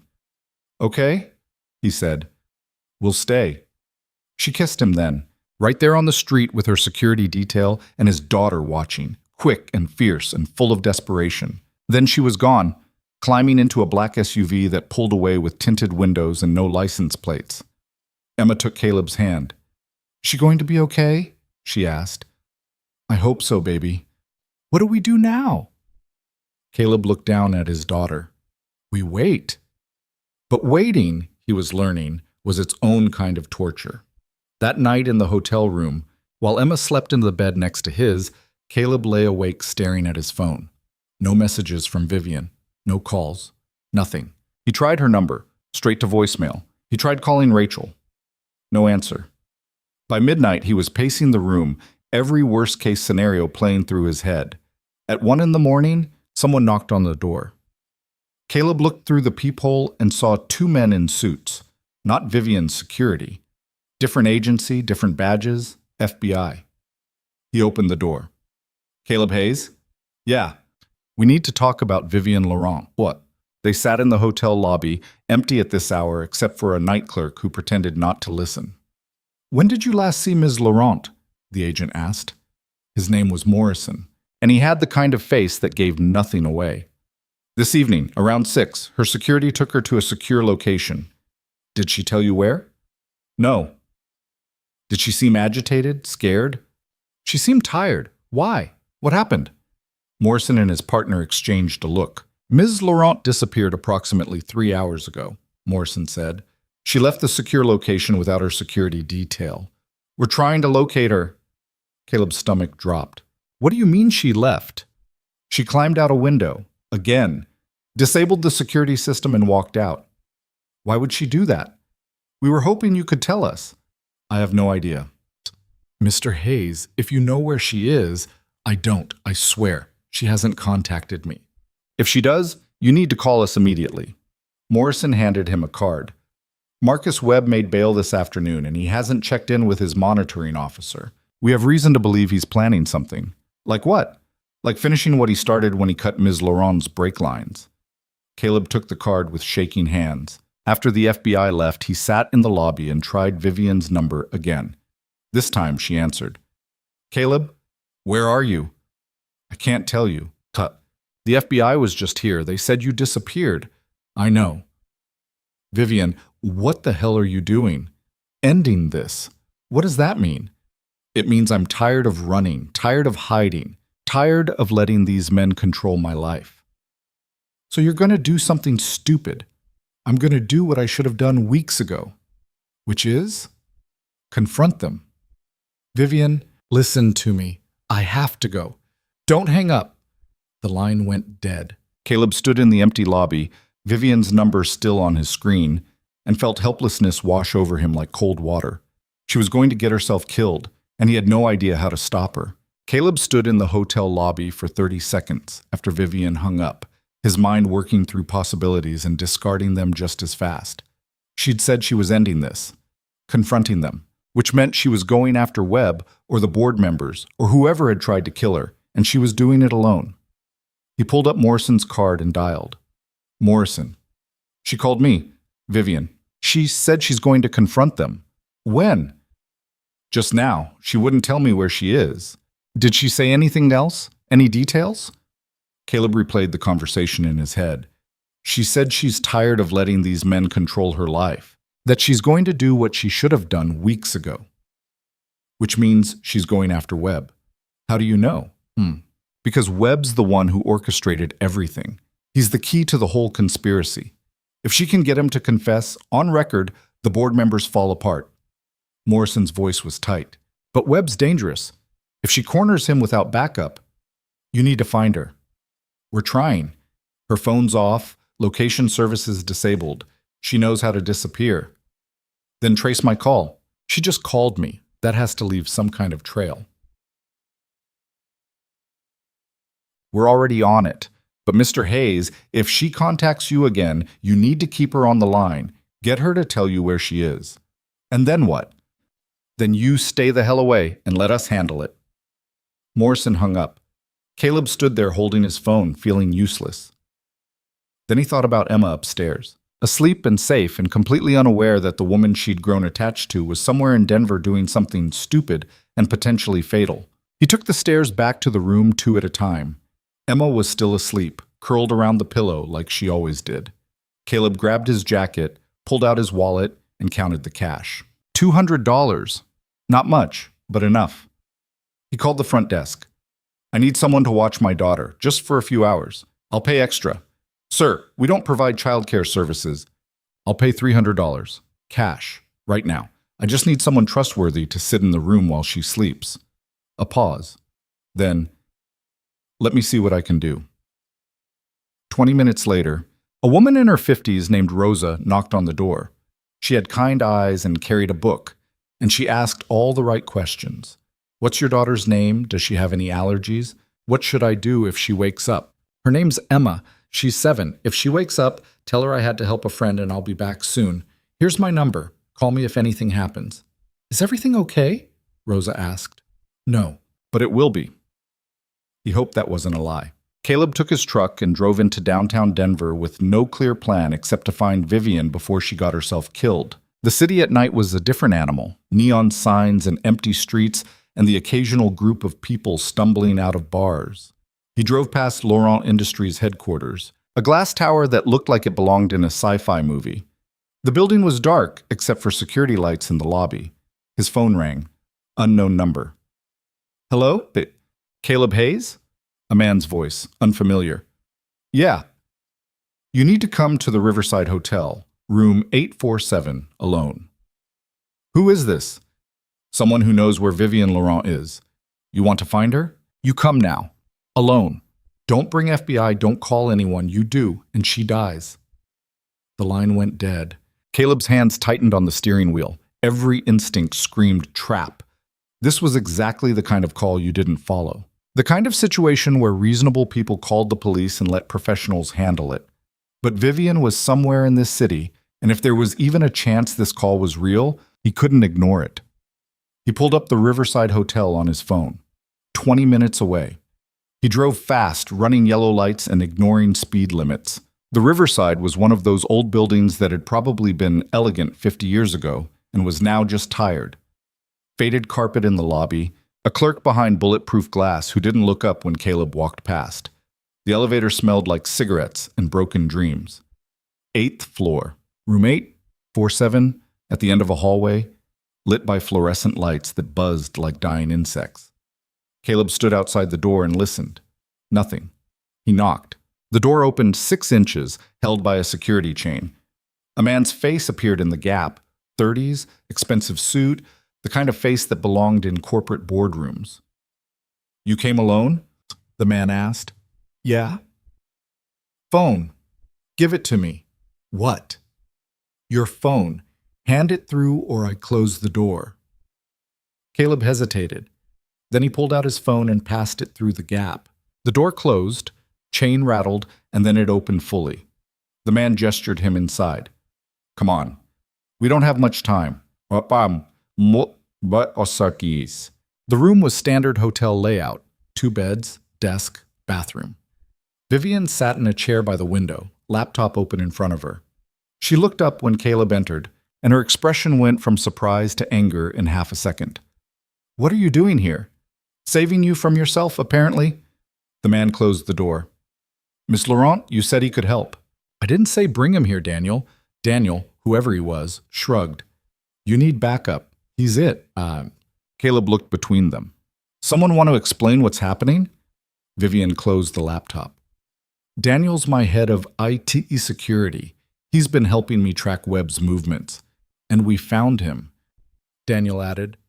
He's at a warehouse in Commerce City, meeting with someone. Meeting with who? Caleb asked. We don't know, but we have video. Daniel pulled up footage on his own laptop, grainy security camera feed showing a warehouse interior. 2 men stood near a loading dock. One was older, gray-haired, wearing a suit that looked out of place in the industrial setting. The other was younger, bigger, with the kind of build that came from hours in a gym. The older man is Webb, Vivien said. The other one we haven't identified yet. But watch. On the screen, Webb handed the younger man an envelope. They talked for a minute, then the younger man nodded and left. Webb pulled out his phone and made a call. We intercepted that call, Daniel said. Audio's not great, but we got enough. Webb's planning to skip the country. He has a flight booked out of a private airfield tomorrow morning. Once he's gone, all our evidence against him becomes circumstantial. So call the FBI, Caleb said. Tell them where he is. We tried, Vivien said. Morrison says they need more evidence to make an arrest. Without a confession or direct proof linking Webb to the brake line sabotage, it's just financial crimes, and those take months to prosecute. So what's your plan? Get the confession myself. That's insane. It's necessary. Vivien, listen to yourself. You want to walk into a warehouse where a man who tried to kill you is making deals with criminals and somehow convince him to confess? Not convince. Force. She opened her laptop again and pulled up what looked like bank records. Rows and rows of transactions, highlighted in yellow and red. Daniel found these in Webb's personal accounts. Payments to shell companies we've already proven are fraudulent. Payments to the man who cut my brake lines. Payments to 3 board members for votes against me. All of it traceable back to Webb. She looked up at Caleb. If I can get him on tape admitting to any of this, the FBI has to act. The board members turn on each other, the conspiracy falls apart, and I get my company back. And if you can't get him on tape, if he denies everything, then I still have this evidence, but it's stronger with a confession. Caleb sat on the edge of the bed. Why not just release the evidence? Go public. Let the media tear him apart. Because going public means revealing how deep the fraud goes. Our stock crashes, investors panic, 200 people lose their jobs. I can't do that. Vivien's voice was steady, but her hands were shaking. This way, if I can get the confession, the FBI arrests Webb quietly. The board members resign. The fraud gets buried in sealed court documents. The company survives. And you're willing to risk your life for that. It's my company, my responsibility. Caleb looked at Daniel. And you're okay with this? Daniel shifted uncomfortably. I work for Miss Laurent. I do what she asks. That's not an answer. No, I'm not okay with it. But she's right. We need that confession. Caleb turned back to Vivien. Then let me come with you. Absolutely not. You need backup. Daniel said so himself. Backup means someone trained, someone who knows what they're doing. I pulled you out of a crashed car. I think I can handle a conversation in a warehouse. This isn't a conversation, Caleb. This is dangerous. So is climbing out of windows and confronting criminals alone, but you're doing it anyway. They stared at each other. Caleb could see her trying to find an argument that would make him back down, but they both knew he wasn't going anywhere. Fine, she said finally, but you do exactly what I say. No improvising, no hero moments. Same to you. They left the hotel an hour later. Daniel stayed behind to monitor security cameras and coordinate with Morrison's team, unofficial backup in case things went wrong. He'd given Caleb a small earpiece that connected to a phone app. If things go bad, I hit this button and FBI swarms the place in under 3 minutes, Daniel said, showing Caleb the panic button on his own phone. But that's last resort. If the FBI shows up before Vivien gets the confession, Webb lawyers up and we get nothing. Caleb put the earpiece in. Got it. They drove in silence.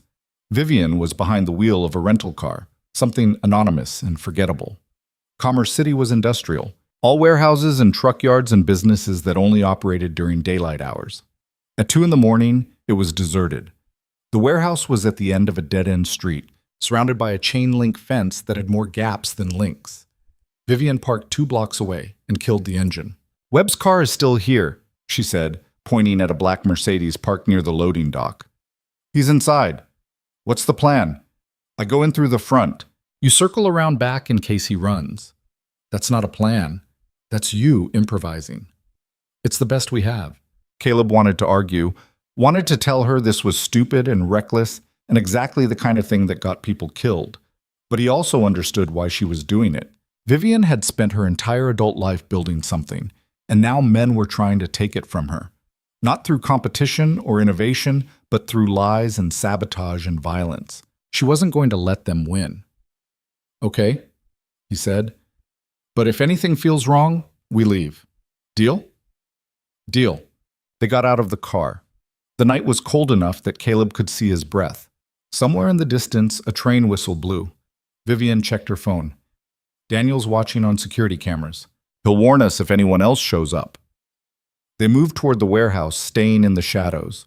The building was old brick and corrugated metal, windows too high to see through. A side door hung slightly open. That's our entrance, Vivien whispered. They slipped inside. The warehouse was dark except for emergency lighting near the exits. The space was mostly empty. Concrete floor, metal support beams, pallets stacked against the walls. Voices echoed from somewhere deeper in the building. Caleb's earpiece crackled. I've got you on camera, Daniel said. Webb's in the office at the back, 20 yards straight ahead, then left. Right? They moved carefully.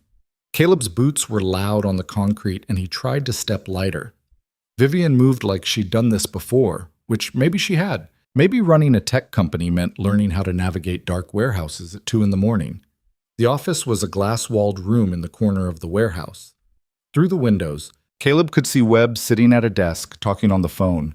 He looked calm, comfortable, like a man who thought he'd already won. Vivien pulled out her phone and started recording. Then she walked straight to the office door and knocked. Webb looked up. His expression went from confusion to recognition to something that might have been fear. He ended his call and stood. "Vivien, what are you doing here?" "We need to talk, Marcus." "I don't think that's a good idea." "Open the door." Webb hesitated. Then he unlocked it and stepped back. "Come in, but just you." Vivien glanced at Caleb. He nodded and stayed outside, positioning himself where he could see through the glass. Inside the office, Vivien and Webb faced each other across the desk. "You've been busy," Vivien said.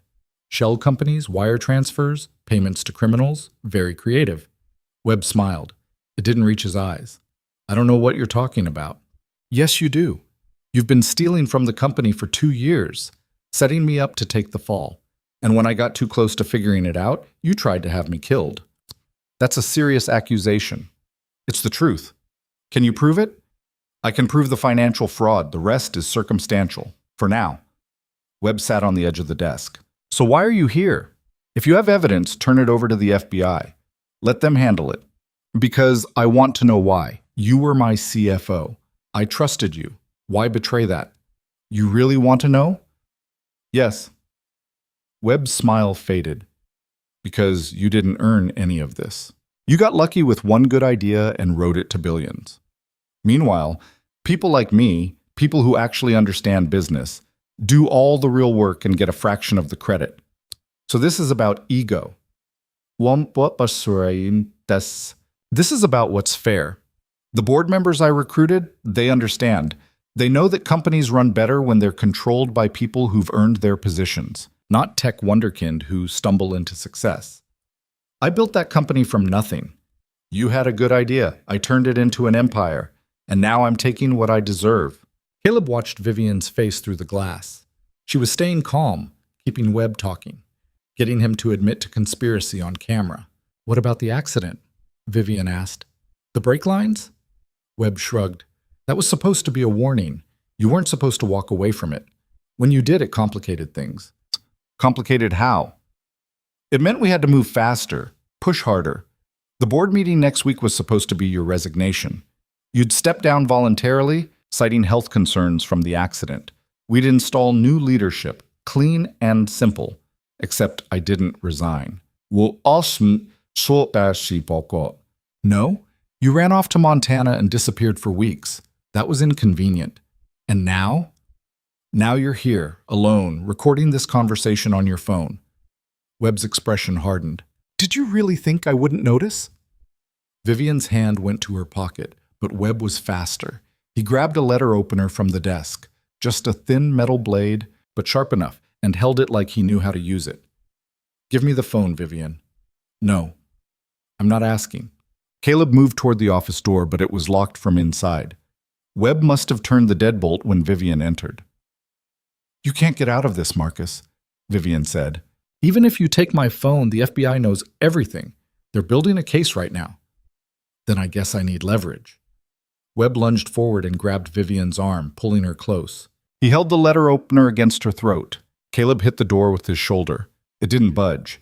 He tried again, harder, and felt something crack. Not the door, his shoulder. "Daniel!" he shouted into the earpiece. "Hit the panic button." "Already did. FBI's 3 minutes out." 3 minutes. Caleb looked around for something to break the glass.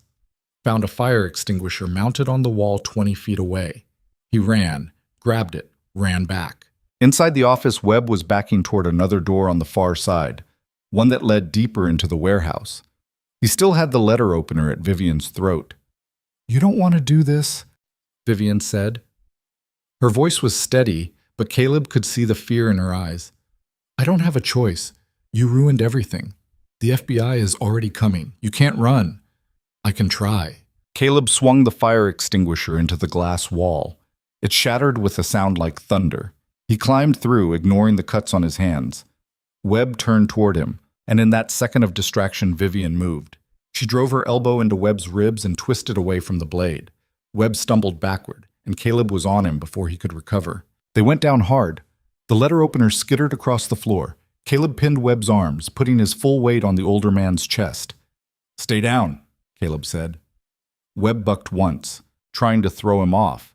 Caleb shifted his weight and pressed harder. "I said stay down!" Vivien picked up the letter opener with shaking hands. She was breathing hard, one hand pressed to her throat where the blade had been. "Are you okay?" Caleb asked. "I'm fine. Are you?" "No, my shoulder's probably dislocated. Sorry." "Don't be. You got the confession." Vivien looked at her phone, still recording in her hand. "Yeah, I did." Sirens echoed in the distance, getting closer. Webb stopped struggling and just lay there, breathing hard. "It's over, Marcus," Vivien said. Webb laughed. It was an ugly sound, sharp and bitter. "You think this is over? The board members will deny everything. The evidence is circumstantial. I'll be out in a year. Maybe, but at least everyone will know what you are." The sirens were right outside now. Flashlights swept through the warehouse. Voices shouted commands. FBI poured into the building, Morrison in the lead, gun drawn, eyes scanning for threats. When he saw Webb on the ground and Caleb holding him down, he holstered his weapon. "Anyone hurt?" "We're okay," Vivien said. Morrison pulled out handcuffs and took over from Caleb, yanking Webb to his feet. "Marcus Webb, you're under arrest for fraud, conspiracy, and attempted murder." Webb didn't resist, just stared at Vivien with something like hatred. "You'll regret this," he said. "No," Vivien replied. "I won't." They took Webb away in handcuffs. Paramedics checked Vivien for injuries, just minor cuts from the glass, nothing serious. One of them tried to look at Caleb's shoulder, but he waved them off. "I'm fine. Your shoulder's not fine. You need an X-ray. Later." Morrison approached with a tablet. "I need you to send me that recording." Vivien pulled out her phone. The video was still saved. She transferred it to Morrison's device. "This is good," Morrison said, watching the footage. "Really good. With this and the financial evidence Daniel provided, Webb's looking at 20 years minimum. The board members will turn on each other to cut deals." "So it's over?" Vivien asked. "The criminal part, yeah. The civil lawsuits and SEC investigation will take longer. But you're safe, and your company's going to survive." Vivien nodded. She looked exhausted. Like all the adrenaline that had kept her moving was finally draining away, leaving just the fear underneath. "Can we go?" she asked. "Yeah, we'll need formal statements tomorrow, but for tonight, get some rest." Outside, dawn was starting to break. The sky was turning from black to gray to the faint pink of early morning. Caleb and Vivien sat on the curb near the rental car, not talking, just breathing. "Thank you," Vivien said eventually. "For what?" "For coming. For breaking down that door, for being there when I needed someone. You would have been fine without me. Maybe. But I'm glad I didn't have to be." They sat in silence. Emergency vehicles were still parked around the warehouse, lights flashing. Officers took statements and collected evidence. The normal machinery of law enforcement doing its work. "What happens now?" Caleb asked. "I go back to my company.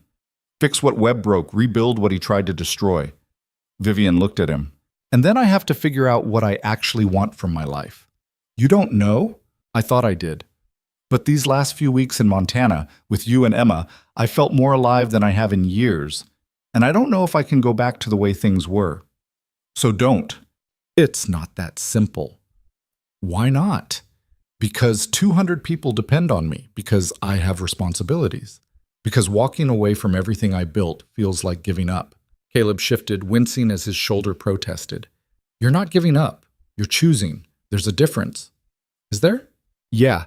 Giving up means you quit because it's too hard. Choosing means you decide what matters and you commit to it, even when it's hard. And what if I choose wrong? Then you choose again. That's the thing about life. You get to keep choosing." Vivien leaned her head on his good shoulder. "I don't know how to do this. How to be both people. The CEO and the woman who wants to eat spaghetti with your daughter. Maybe you don't have to be both. Maybe you just have to be yourself." "I don't know who that is anymore." "Then figure it out, but don't figure it out alone." They sat like that as the sun came up, turning the Denver skyline gold. Somewhere in the city, Emma was waking up in a hotel room, probably wondering where her father was. Somewhere in Montana, life was continuing without them. The shop, the school, the routines that held everything together. But right now, in this moment, none of that mattered. Right now, there was just this. Two people who'd found each other in the worst circumstances and somehow made it through to the other side. Not unscathed, not unchanged, but together. And maybe that was enough. They drove back to the hotel as the city woke up around them. Delivery trucks rumbled past, early commuters filled the sidewalks, and somewhere a coffee shop was opening its doors. Normal people doing normal things, completely unaware that a woman had just reclaimed her empire in a warehouse at dawn. Caleb's shoulder throbbed with every bump in the road, but he didn't mention it. Vivien kept glancing at him like she expected him to disappear if she looked away too long. "You should get that x-ray, she said. "I will." "When?" "After I check on Emma." "Caleb, Emma first, always." Vivien didn't argue. At the hotel, Rosa was still in the room, reading her book while Emma slept. She looked up when they entered and took in Caleb's torn jacket and the cuts on Vivien's hands. "Everything okay?" she asked quietly. "Yeah, thank you for staying."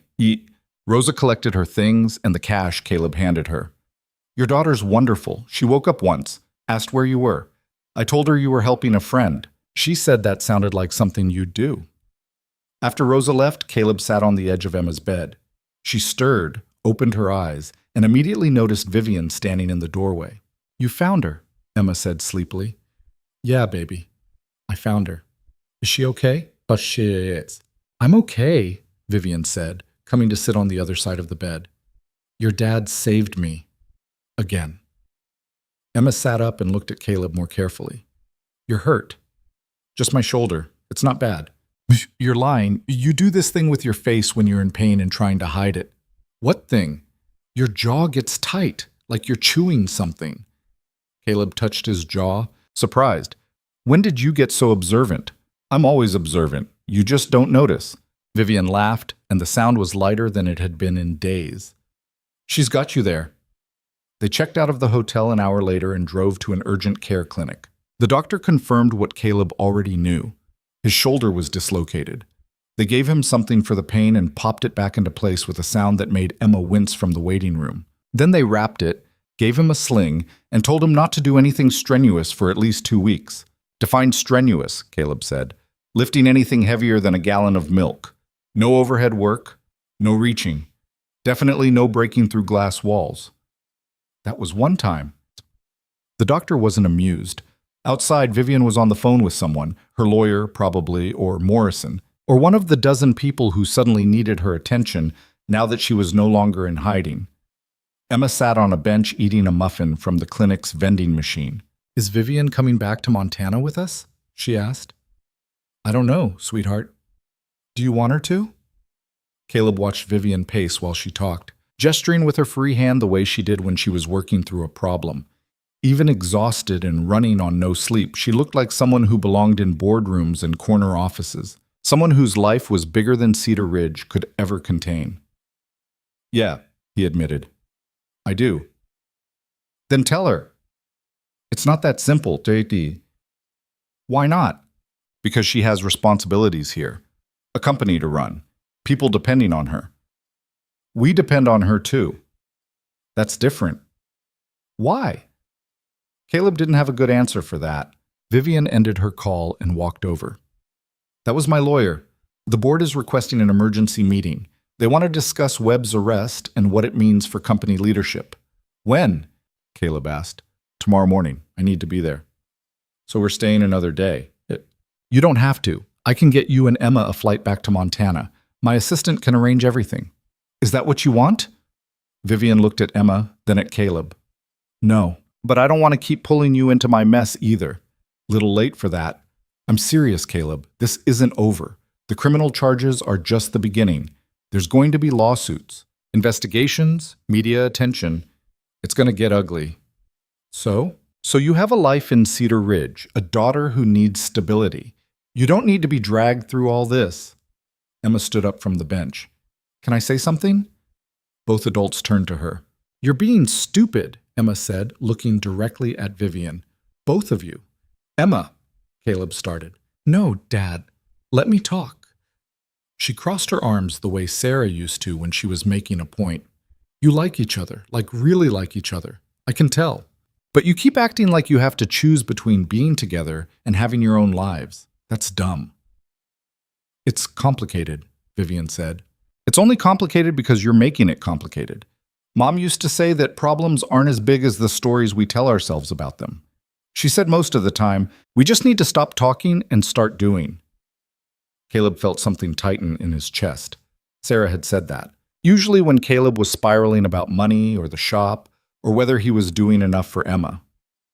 Your mom was smart, Vivien said quietly. She was, and she'd tell you to stop being scared and figure it out. Emma looked at her father. Both of you.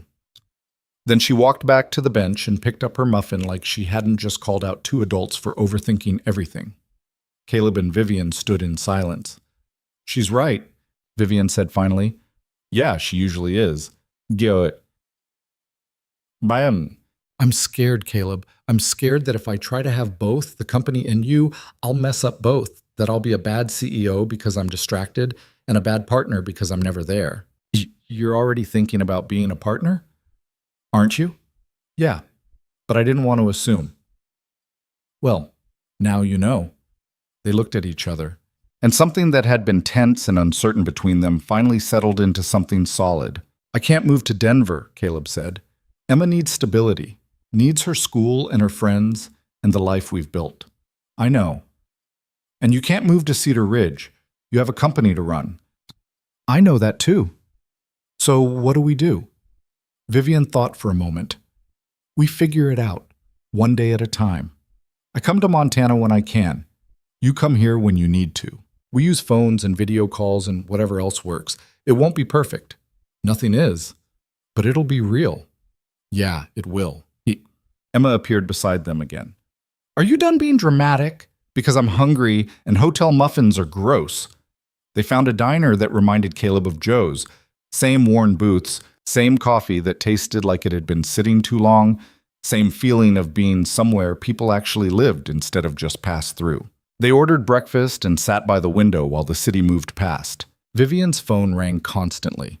She ignored most of the calls, but eventually she had to take one from her lawyer. Yes, I'll be at the board meeting, 9 a.m. I know what I'm going to say. No, I don't need you there. I can handle them. She paused, listening. Because I spent the last 6 hours getting a confession from the man who tried to kill me. I think I can handle a room full of board members who enabled him. She hung up and set the phone face down on the table. You're really going to face them alone? Caleb asked. I have to. This is my company, my fight. What are you going to tell them? The truth. That Webb is in federal custody. That the FBI has evidence connecting 3 board members to the fraud conspiracy. That they can resign quietly, or I can release everything publicly and let the media destroy them.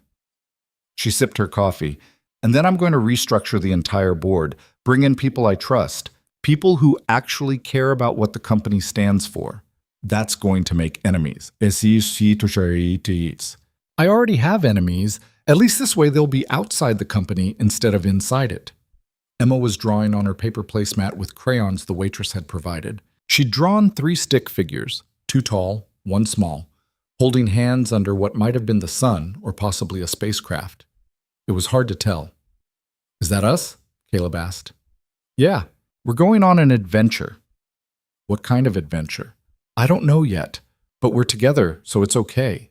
Vivien looked at the drawing for a long time. When she finally spoke, her voice was softer than usual. Can I keep that? Sure, but you have to put it somewhere important, not in a drawer. Where should I put it? In your office. So when people are being dumb, you can look at it and remember what actually matters. Vivien carefully folded the drawing and put it in her purse. Deal. The board meeting was in Laurent Industries headquarters, 27th floor, in a conference room with windows overlooking the city. Caleb and Emma weren't allowed inside. Building security, corporate policy, all the official reasons that really meant this was Vivien's world, and they didn't belong in it. They waited in a coffee shop across the street. Emma did homework. Caleb checked his phone obsessively and tried not to think about everything that could go wrong. Morrison had told them the board members who weren't involved in the conspiracy would support Vivien, but corporate politics were messy. People protected their own interests first, and Vivien was asking them to choose between loyalty to her and self-preservation. An hour passed, then 2. Caleb's phone buzzed. A text from Vivien. It's done. They're gone. All 3 resigned, and the others voted unanimously to restructure leadership. I'm staying as CEO, but with new oversight, better oversight. That's good.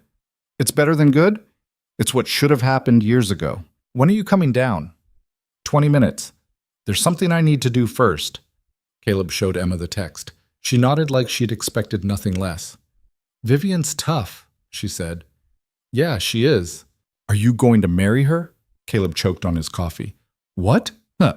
You like her. She likes you. That's what people do. Emma, we've known each other for 2 months. So? Mom said she knew you were the one after 3 weeks. She told you that? She told me lots of things before she died. She knew she was running out of time, so she'd tell me stuff at night.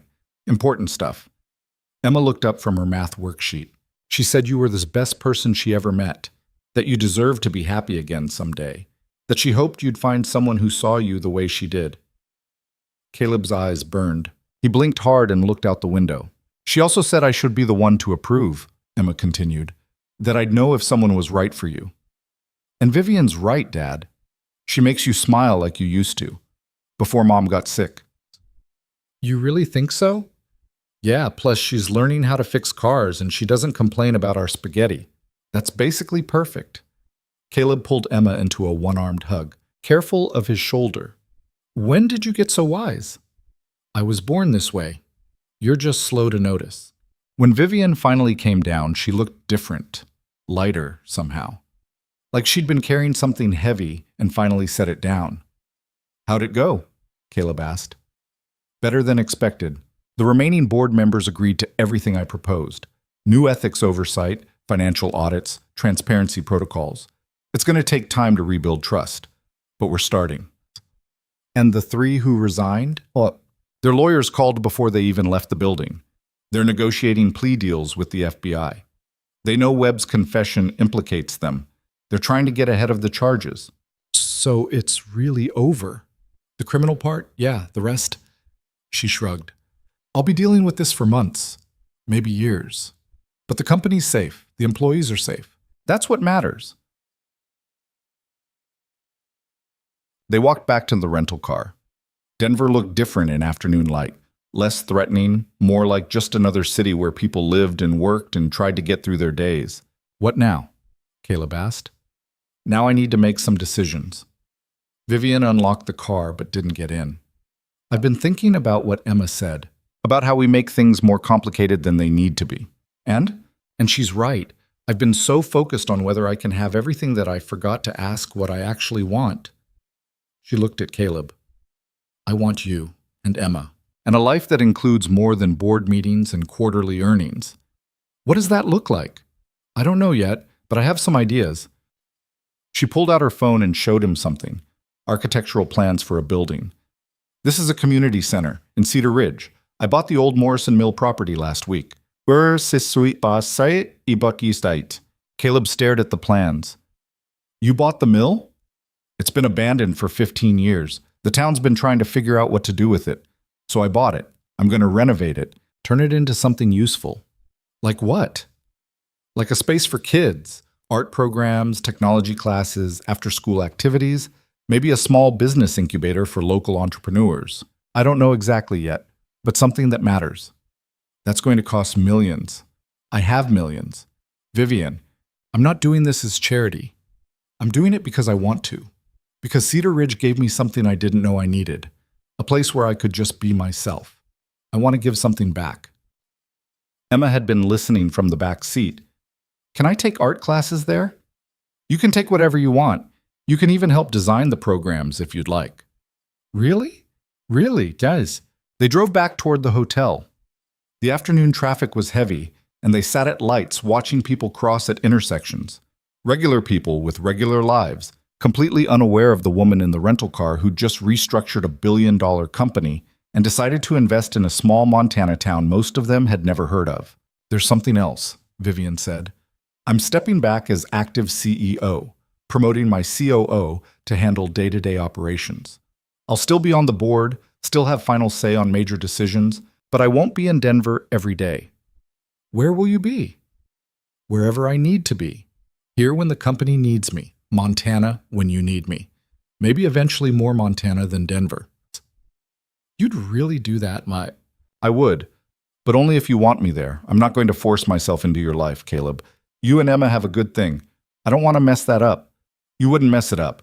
You'd make it better." "You don't know that." "Yeah, I do." They looked at each other across the center console. Emma made a noise from the back seat. "Are you going to kiss, or are we going to sit in traffic all day?" Caleb laughed. "Emma, I'm 7, not blind. Just kiss her already." So he did. Leaned across the console and kissed Vivien while cars honked around them, and a city that didn't care about their story moved past the windows. It wasn't perfect. His shoulder hurt, and the angle was awkward, and Emma said finally loud enough that they both started laughing. But it was real. And real was better than perfect. They flew back to Montana the next day. Vivien came with them, sitting in a middle seat on a commercial flight for the first time in years. No private jet, no first class, just regular people traveling to regular places. Emma fell asleep before takeoff. Caleb and Vivien sat with their hands linked on the armrest between them, not talking, just being. "What are you thinking?" Vivien asked. "That my life got really weird really fast. Good weird or bad weird?" "Undecided." "Fair enough. Eat." Cedar Ridge looked exactly the same when they got back. The same streets, the same buildings, the same mountains in the distance. But something felt different. Or maybe Caleb felt different. Like he'd left as one person and come back as someone slightly changed. Marcus had held down the shop without any disasters. There were 6 vehicles waiting for work, which was more than Caleb had hoped for. He couldn't do much with his shoulder still healing, but he could supervise and handle the paperwork and make sure things didn't fall apart. Vivien stayed at Clara's bed and breakfast for the first week, then the second week. By the third week, she had clothes at Caleb's house and a toothbrush in the bathroom, and Emma treated her presence like it had always been there. The Morrison Mill renovation started in early spring. Construction crews from Billings worked with local contractors to gut the building and rebuild it into something that served the community. Vivien was there most days, talking to architects and contractors and town council members who couldn't quite believe their luck. "Why are you doing this?" Betty Marsh asked one day at the diner. She'd finally cornered Vivien and demanded answers. "You don't owe us anything." I know," Vivien said, "but I want to. Is that so hard to believe?" "Yes. Rich people don't do things without expecting something back." "Then I guess I'm not like most rich people." Betty studied her for a long moment. Then she nodded. "I guess you're not." Word spread. Slowly at first, then faster. The woman staying with Caleb Hayes wasn't just some girlfriend. She was Vivien Laurent, the tech billionaire who'd almost died on Route 89 and decided to rebuild a forgotten mill into something that might save a dying town. People had opinions. Some thought it was charity that would dry up when Vivien got bored. Others thought it was investment, that she'd eventually want something back. A few thought it was love, pure and simple, and that was enough. Caleb didn't care what people thought. He just knew that Emma was happier than she'd been in years, that the shop was stable, that he woke up most mornings to find Vivien in his kitchen making coffee and reading news on her phone, and it felt right in a way nothing had since Sarah died. The community center opened in late fall. They called it the Morrison Center, keeping the building's history while giving it new purpose. There were classrooms for art and music, a computer lab with equipment Vivien's company donated, a small theater for performances, and spaces for local businesses to meet and collaborate. The opening ceremony was simple.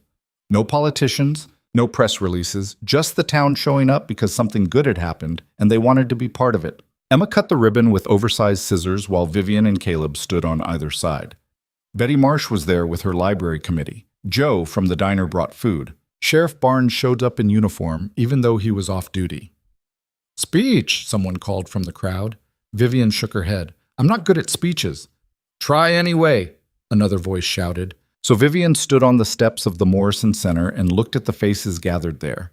People she'd come to know over the past 8 months. People who'd stopped seeing her as an outsider and started seeing her as someone who belonged. I don't have anything prepared, she said, but I want to say thank you. This town gave me something I didn't know I was missing. It gave me a place to be myself without pretense or performance. It gave me people who cared about who I am instead of what I have. And it gave me a family. She reached for Caleb's hand, and he took it. I built a company in Denver, Vivien continued, made more money than I'll ever need, achieved everything I thought I wanted. But I was lonely and tired. And somewhere along the way, I forgot why any of it mattered. Then a single father pulled me out of a crashed car and didn't ask for anything in return. And his daughter reminded me that problems aren't as big as the stories we tell ourselves. And this town showed me that community isn't something you buy. It's something you build by showing up and doing the work. She paused, looking at the building behind her. So this center isn't charity. It's not investment. It's gratitude. Thank you for letting me be part of something real. Thank you for giving me a home. The applause was genuine. Not polite, not performative, just people appreciating someone who'd shown up and kept showing up until she belonged. Later, after the ceremony, after the food and the tours and the congratulations, Caleb and Vivien stood on the steps while Emma played with other kids in the parking lot. That was a good speech, Caleb said. I meant every word. I know. They watched Emma organize some kind of game that involved running and shouting and rules only 7-year-olds could understand. I have something to ask you, Caleb said. Okay, asas. He pulled a small box from his pocket. Not expensive, not flashy, just a simple ring he'd had made at the jeweler in town. The band was forged from metal taken from the bridge where they'd first met, the old guardrail that the county had finally replaced. The jeweler had looked at him like he was crazy, but he'd done the work. It's not diamonds, Caleb said, opening the box. It's not even pretty, but it's made from the place where this started, where I found you, where everything changed. Vivien stared at the ring, then at Caleb. Are you asking what I think you're asking? Depends on what you think I'm asking. Caleb, I know it's fast. I know we've only really known each other less than a year. I know you have a company in Denver and a life that's complicated and responsibilities that won't disappear just because you moved to Montana. He took a breath.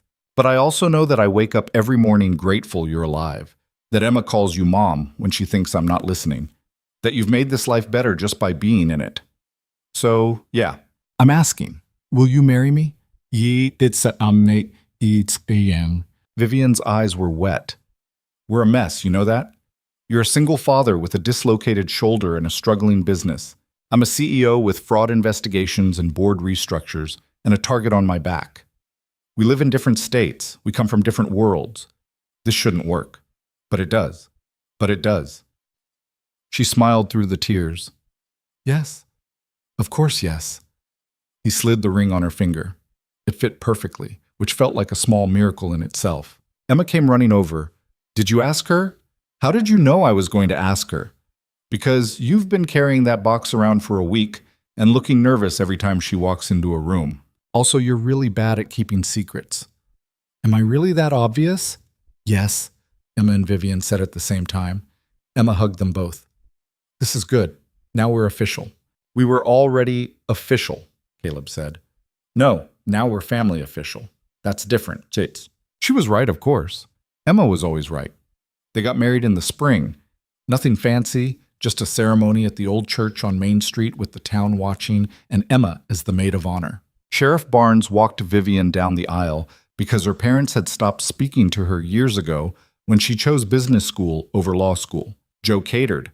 Betty played piano. It was small and simple and exactly what they wanted. Vivien kept the penthouse in Denver but spent most of her time in Montana.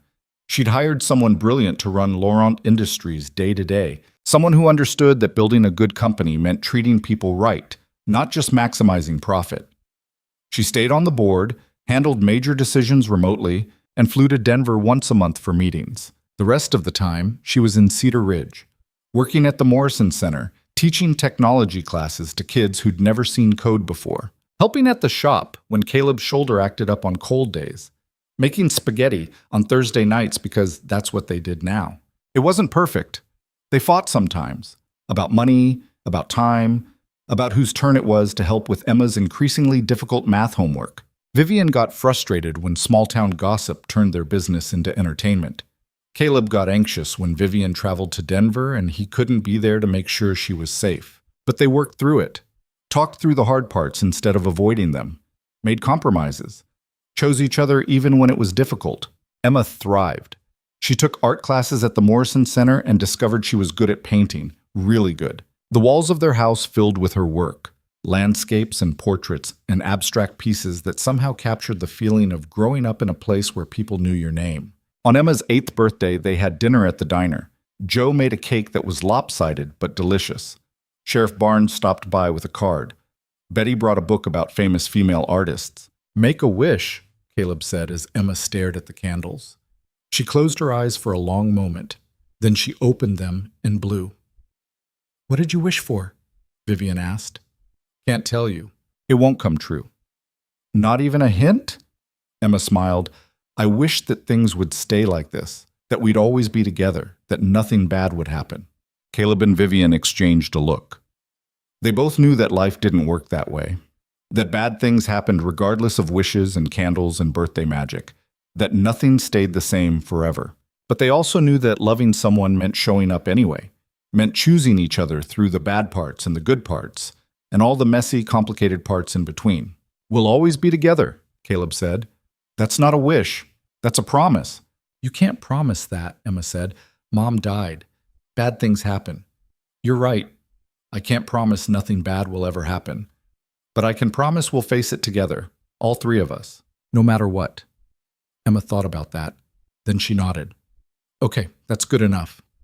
She cut into the cake and they ate while the diner filled with the usual evening crowd. Normal people living normal lives in a small town that most of the world had never heard of. But to them, it was everything. A year later, Vivien sold Laurent Industries. Not because she had to, but because she wanted to. The company had recovered from the scandal. Stock prices were strong. The board was functioning. The employees were thriving. And Vivien had proven everything she needed to prove. She sold it to a consortium of her own employees, the engineers and managers and support staff who'd built it alongside her. Structured the deal so everyone who'd worked there for more than 5 years got equity. Gave them ownership of the thing they'd helped create. The news media called it unprecedented. Analysts said she'd left billions on the table. Her old board members from before the scandal said she'd lost her mind. Vivien didn't care. She took the money she made from the sale and invested it in Montana, not just Cedar Ridge, but other small towns like it. Places that had been forgotten by the tech boom and left behind by changing economies. She funded community centers and small business programs and scholarship funds for kids who wanted to go to college but couldn't afford it. She called it the Morrison Fund, after the building that had started everything. People asked why she did it, what she got out of it, what her angle was. She told them the truth. That she'd spent 15 years building a company and had nothing to show for it except money and loneliness. That a man had saved her life and asked for nothing in return. That a 7-year-old had reminded her what actually mattered. Some people understood. Most didn't. But Vivien had stopped caring what most people thought. She cared about Emma, who was now 10 and painting landscapes that local galleries asked to display. She cared about Caleb, who'd finally hired 2 more mechanics and was working reasonable hours for the first time in years. She cared about the town that had given her a place to belong. On their 3rd anniversary, they drove back to the bridge on Route 89. The county had finished the repairs. New guardrails, better signage, lights that would actually help in winter storms. But the spot where Vivien's SUV had hung over the edge was still visible if you knew where to look. They stood at the railing, looking down at the canyon below. "I dream about this sometimes," Vivien said. "The moment before you pulled me out. Hanging there, not sure if anyone would come. Thinking I was going to die alone in the dark. But you didn't. But I didn't, because you showed up. Because you risked everything for a stranger. I'd do it again. I know, that's who you are." They stood in silence. The wind was cold, but not brutal. Spring was coming. The snow was melting. Everything would be green soon. "Do you ever regret it?" Caleb asked. "Giving up the company, the money, the life you had?" "Never." "Not even a little?" "Not even a little. I had everything I thought I wanted, and I was miserable. Now I have less, and I've never been happier." She leaned against him. Success isn't about building empires. It's about building a life worth living. It took me 30 years to figure that out. Better late than never. Yeah, better late than never. They drove home as the sun set. Emma was with friends, having a sleepover at Betty's house where they'd probably stay up too late and eat too much candy. The house would be quiet tonight, just the two of them. At home, they made dinner together. Pasta, because it was Thursday. Garlic bread from the store. Salad that was mostly just lettuce because neither of them could be bothered with elaborate vegetables. They ate at the kitchen table, the same one where Emma did her homework, and they played board games and life happened in all its messy, complicated glory. I love you, Vivien said suddenly. I know. No, I mean really love you. The kind where I can't imagine my life without you in it, where the thought of losing you feels impossible to survive. Caleb reached across the table and took her hand. I know. I feel the same way. Good, because you're stuck with me now. I can live with that. They cleaned up together, moving around the kitchen in the familiar dance of two people who'd learned each other's rhythms. Vivien washed, Caleb dried. The radio played softly in the background. Outside, the mountains turned purple in the fading light. This was it, Caleb thought. This was the life they'd built. Not perfect, not easy, but real. A mechanic and a former billionaire making it work in a small Montana town that most people couldn't find on a map. Emma would grow up here, would remember this house, this kitchen, these mountains, would remember that her father had found love after loss, and that sometimes the people who changed your life showed up in the strangest ways. And maybe someday when Emma was older, she'd tell her own children about the night her father saved a stranger on a frozen bridge, about how that stranger became her mother, about how love wasn't something you planned for or controlled, but something you recognized when it showed up and chose to protect. Because that's what this story was really about. Not rescue or romance or redemption. It was about the choice to show up for another person, even when it was hard, even when it didn't make sense, even when the reasonable thing would be to walk away. It was about building something real in a world full of illusions. And that Vivien and Caleb had learned was the only thing worth building at all. Years later, when Emma was 17 and applying to art schools, she wrote an essay about her family, about her father who'd saved a stranger and her mother who'd given up an empire, about the town that had embraced them all and the life they'd built together. The essay ended with a question her mother had once asked. What are you willing to sacrifice for the things that matter? Emma's answer was simple. Everything. Because if something truly matters, the sacrifice isn't a loss. It's an investment in the life you actually want to live. She got into every school she applied to, but in the end, she chose to stay in Montana, to study at the university 3 hours north and come home on weekends, to be close to the people who'd taught her that success wasn't measured in money or fame, but in the relationships you built and the communities you served. Because that's what her parents had taught her. That's what Cedar Ridge had taught her. That's what the story of a frozen bridge and a stranger who became family had taught her. Some things are worth sacrificing for. Some choices define who you become. And sometimes, the best life is the one you build yourself, piece by piece, day by day, with the people who choose to show up and stay. That was the real ending. Not the rescue or the wedding or the community center. The real ending was the choice to keep choosing, to keep showing up, to keep building something real in a world that often settled for less. And in a small town in Montana, 3 people did exactly that. Every single day. Not perfectly, not smoothly, but together. And that made all the difference.